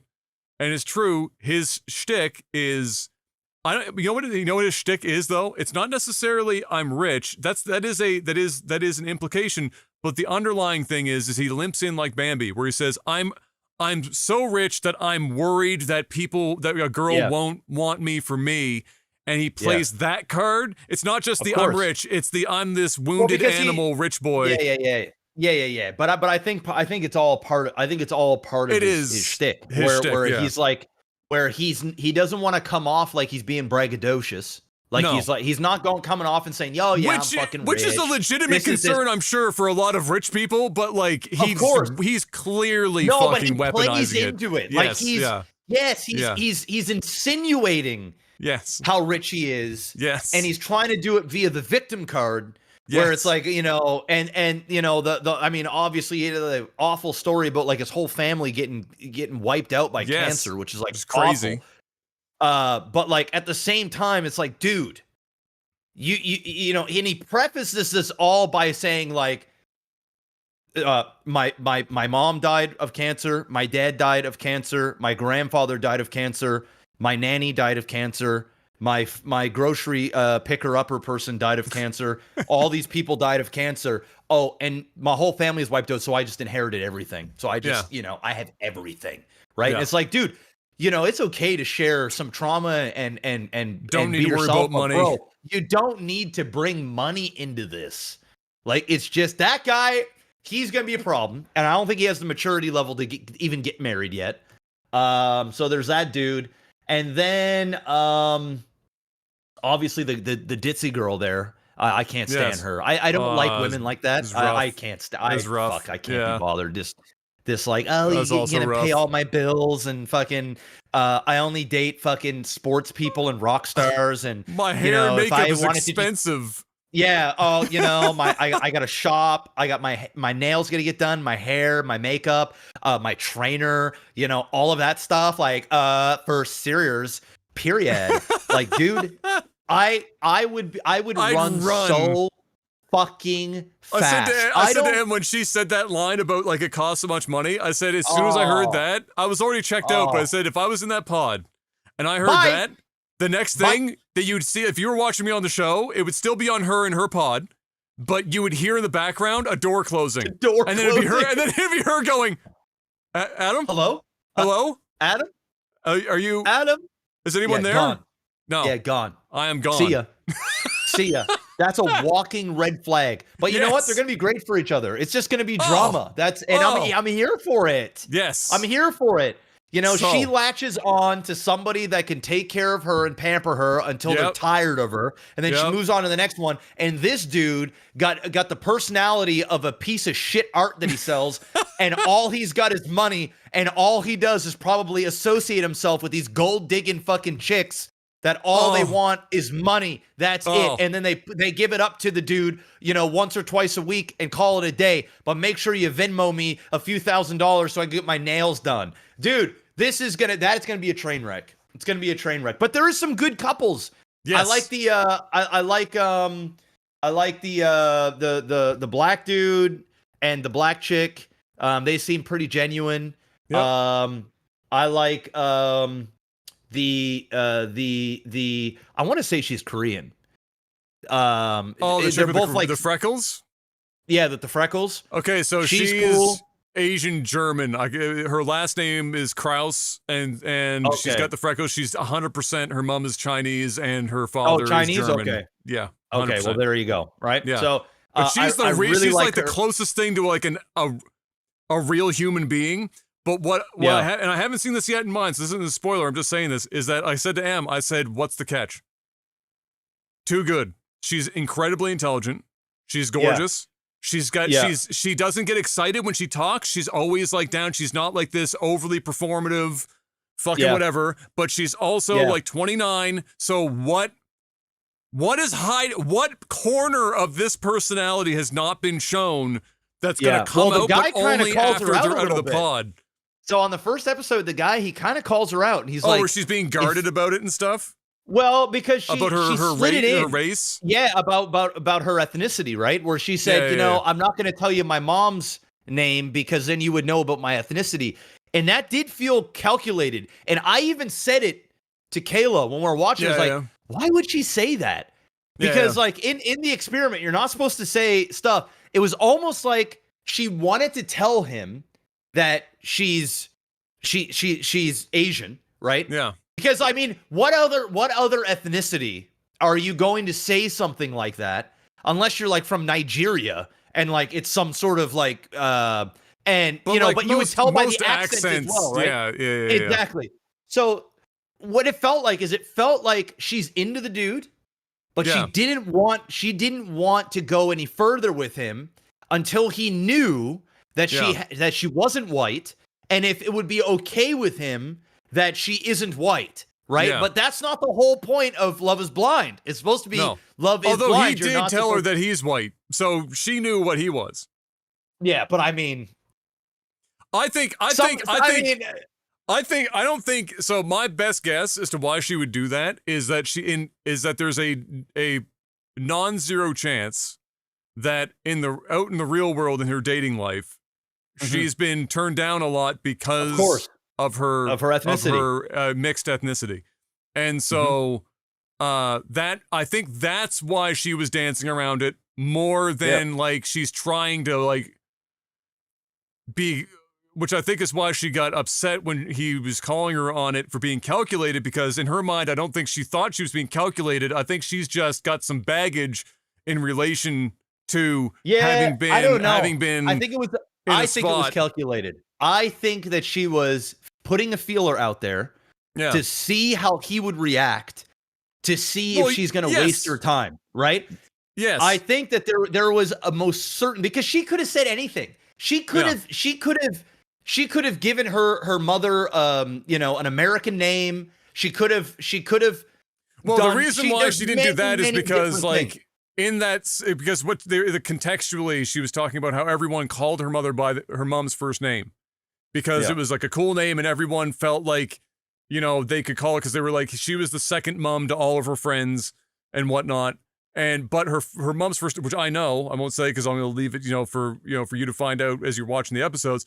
As soon as she said it, I was like, well, yeah, Jesus Christ. I mean, as soon as she said that, it'd be like, but there's a reason obvious. why you bring that up, right? There's just a reason why you bring it up, and I don't think it's malicious. I don't think at all that she's doing something to like pull the wool. But she is smart. She's very intelligent, and so is the guy. That they're operating on, like one's both of them fucking, are very one's like an astrophysicist or like a theoretical physicist, and she's like some like a hyper fucking chemist thing, whatever the fuck. There you go. They're highly intelligent people. Yeah. They know, and but I like them because they're what I like about them is they speak their mind. I like the fact that the guy literally, instead of holding it back and then going back to the dudes and starting some sort of shit like, I don't know, man, maybe she's doing this, and that gets they keep to themselves. He just said it how he felt. And she didn't get, obviously she got a little defensive. I get it. But at the same time, if you're trying to sell what you're doing, you almost got to kind of play slightly offended, but not overly offended, because you just got caught doing the thing and he just called you out on it.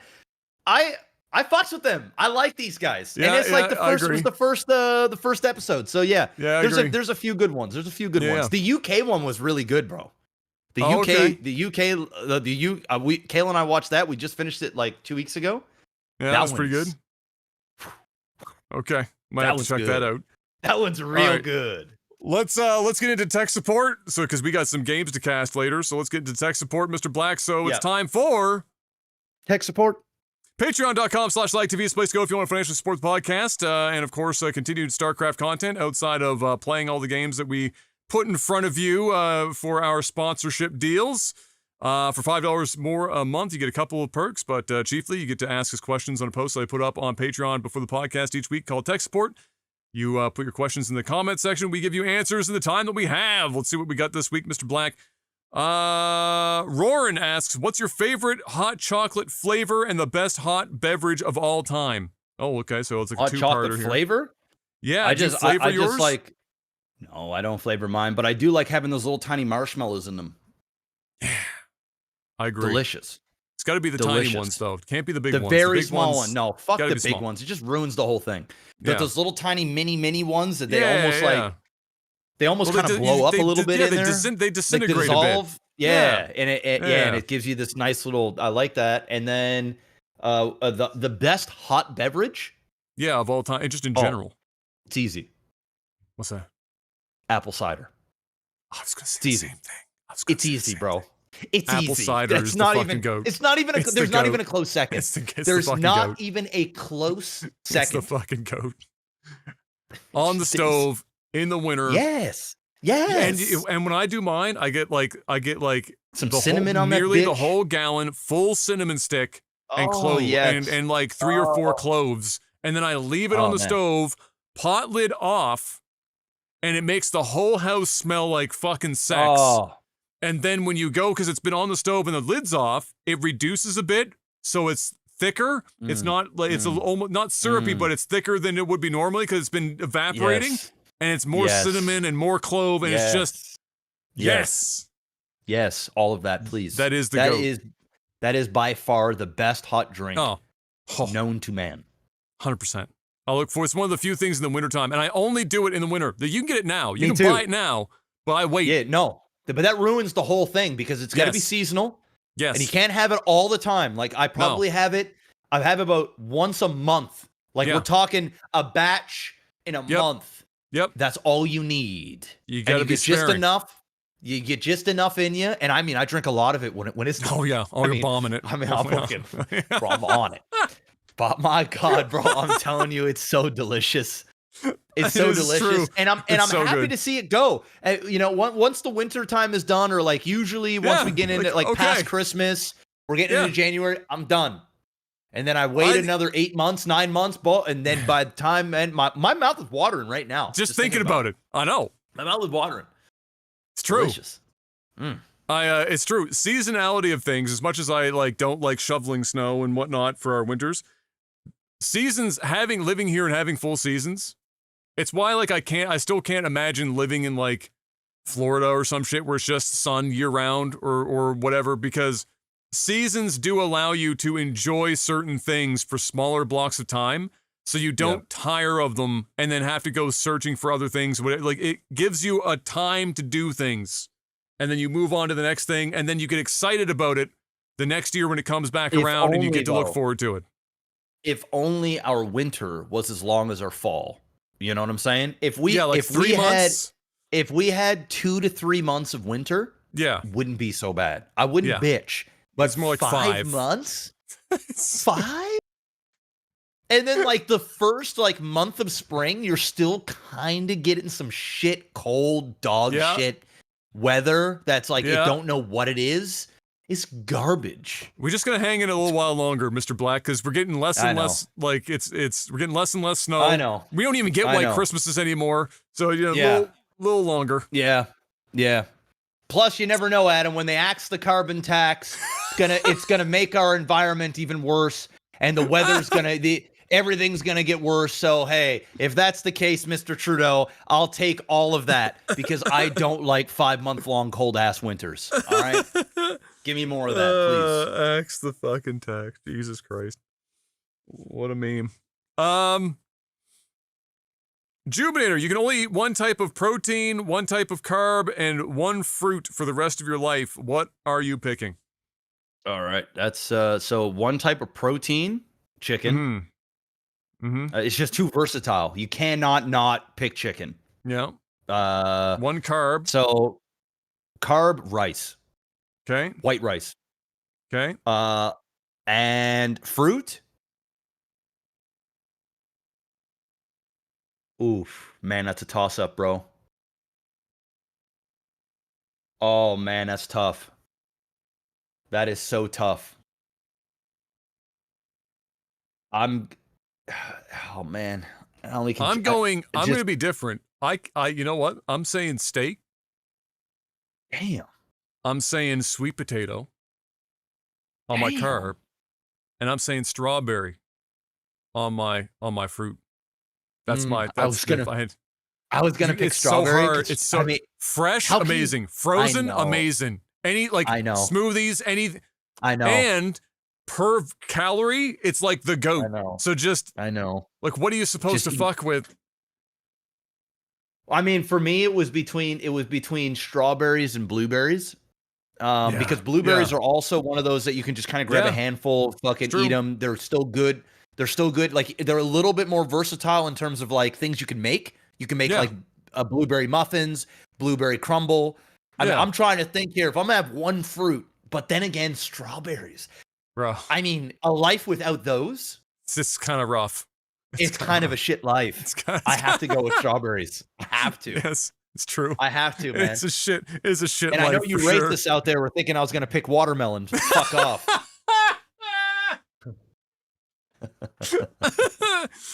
Well, at least you hit him with the chicken. So, you know, they're 50-50 on the split. 50-50 on that.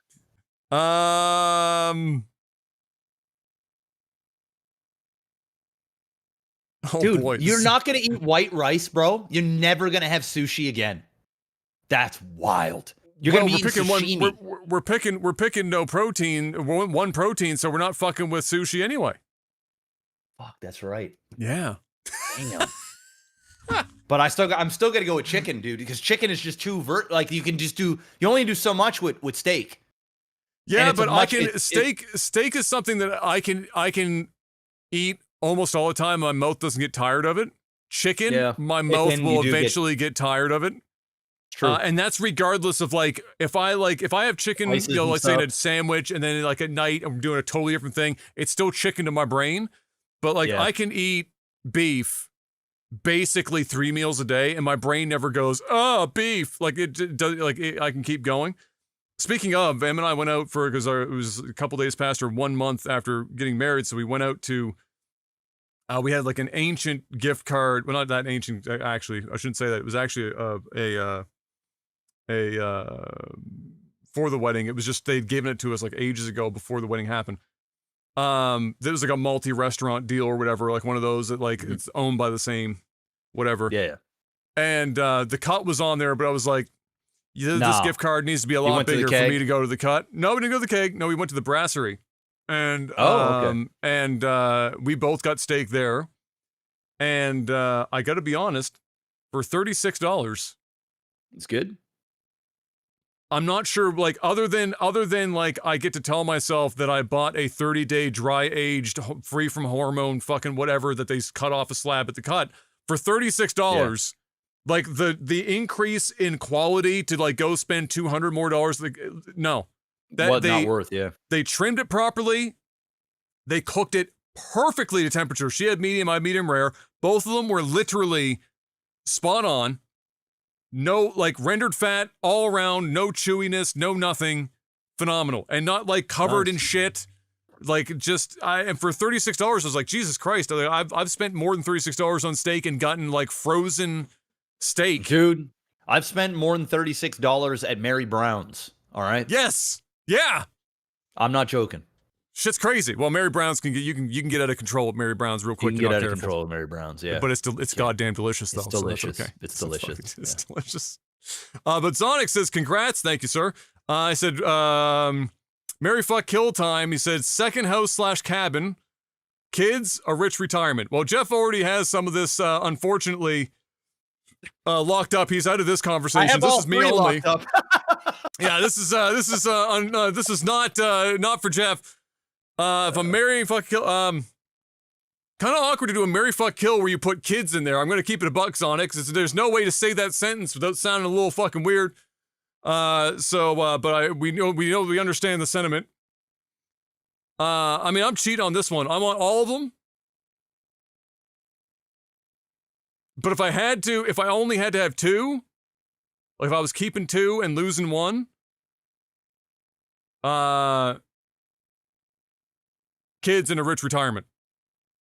I don't need multiple houses, but a rich retirement and kids, yeah. If Easy. you're keeping 2, so what is it? Marry, fuck, kill? Yeah, I just didn't want to put it that way because... Yeah, I know. Yeah. I mean, listen, dude, I'm taking my son over everything. Yes, of course. Everything. There Obviously. ain't nothing. There's not a thing in this world. Yes. So I mean, you know, True. that's that. I can live without being rich. And I can live without multiple houses. Right. Yeah. If you're only picking one, so kids. You know, that's an easy one. For sure. Dr. Samurai noticed on YouTube that Billy is selling tickets for Fire Festival 2. Yeah, how is that happening? Anyway, which are you more likely to purchase? Tickets to Fire Festival 2 or tickets to watch the documentary about how it fails? I'm going to watch that bitch burn from the background. Watch the documentary. Yeah, I'm going to watch that doc all day. How is he even legally allowed to do that? I don't know. Maybe this I didn't even know he was out of jail. Maybe this was the workaround to, you know, make good on a bad thing. We'll see. Yeah, I guess.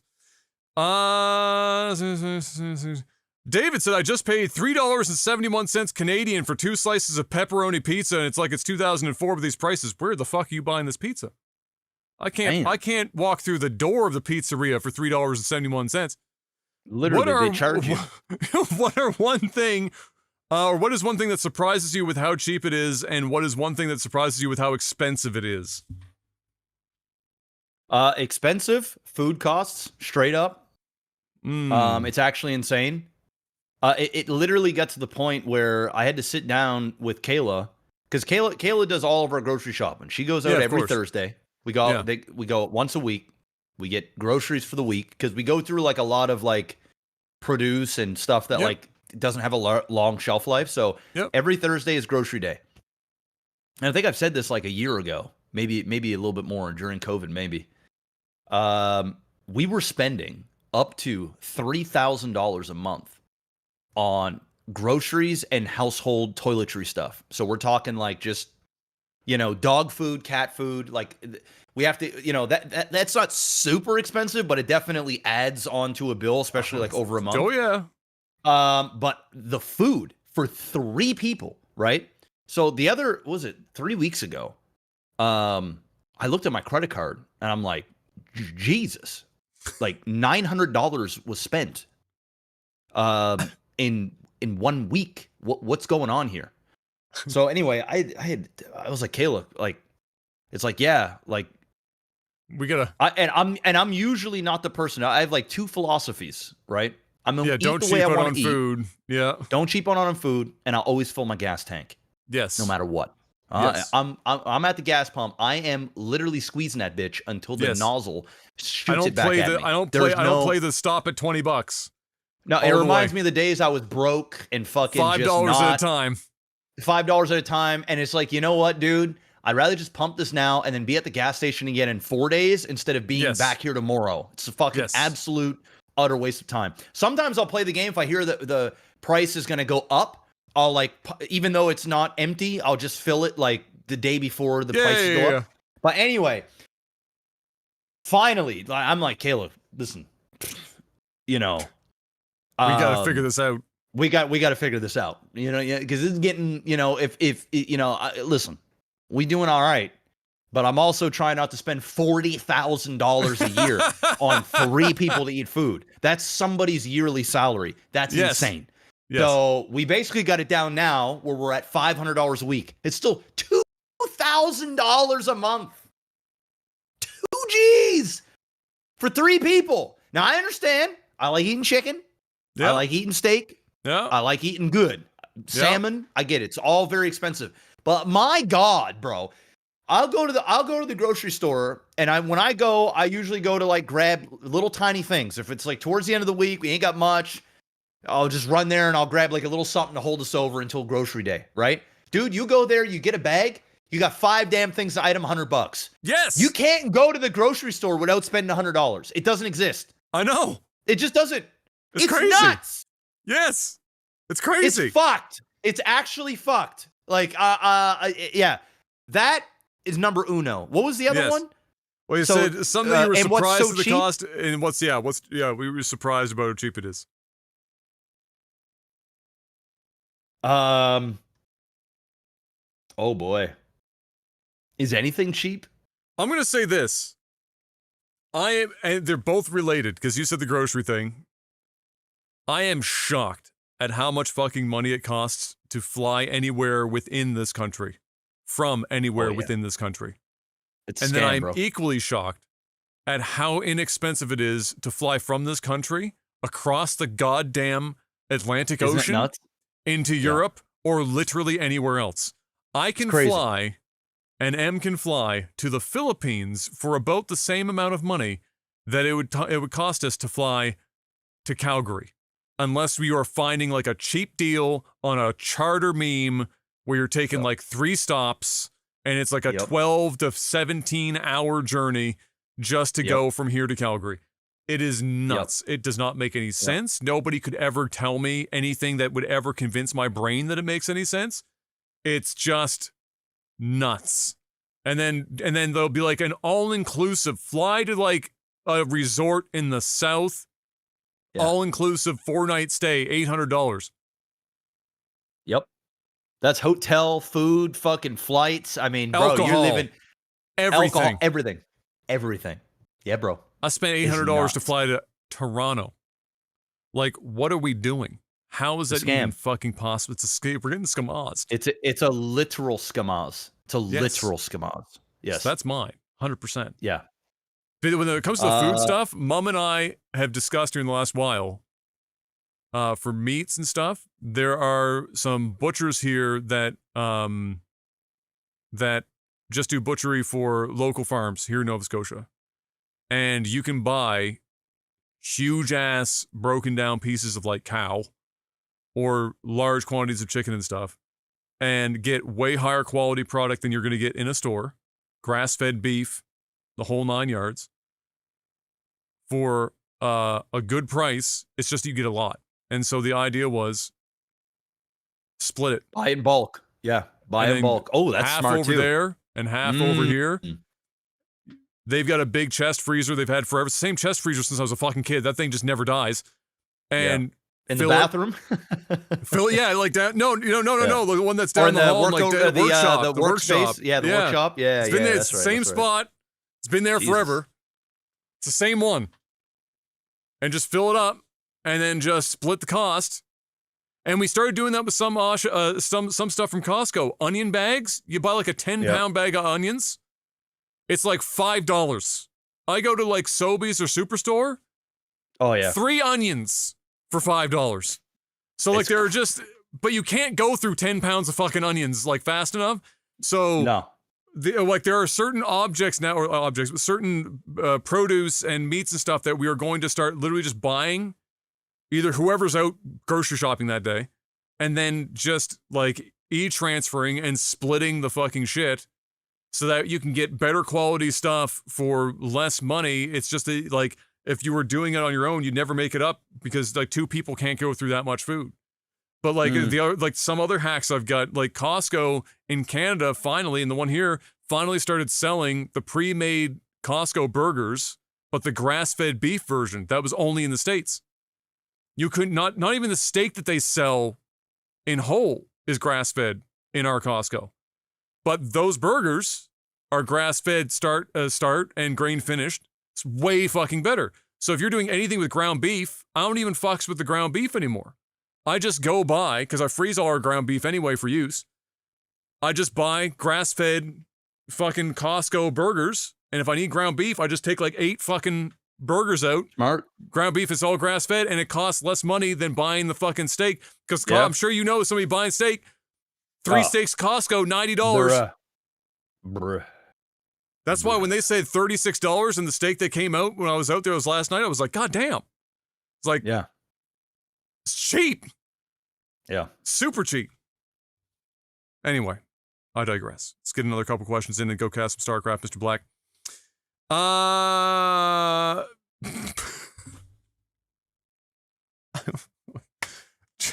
Joshua Kim, I don't even know what the fucking answer could be to this, but it's so random that I have to ask it anyway. Josh asks, What would you do if a magical fairy gave you the powers of Jesus Christ? I mean, what powers does Jesus Christ have? He walked on water once. That was pretty neat. Yeah. So I guess that might be useful. He turned water into wine. Oh, water into wine. That's a banger. There it is. You know what I'm doing? I'm creating my own wine company. Yes. And Literally call it water into wine.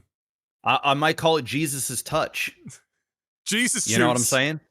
Jesus juice. And you just touch it and the shit just turns into wine, baby. That's it. I'm going with that. Jesus juice.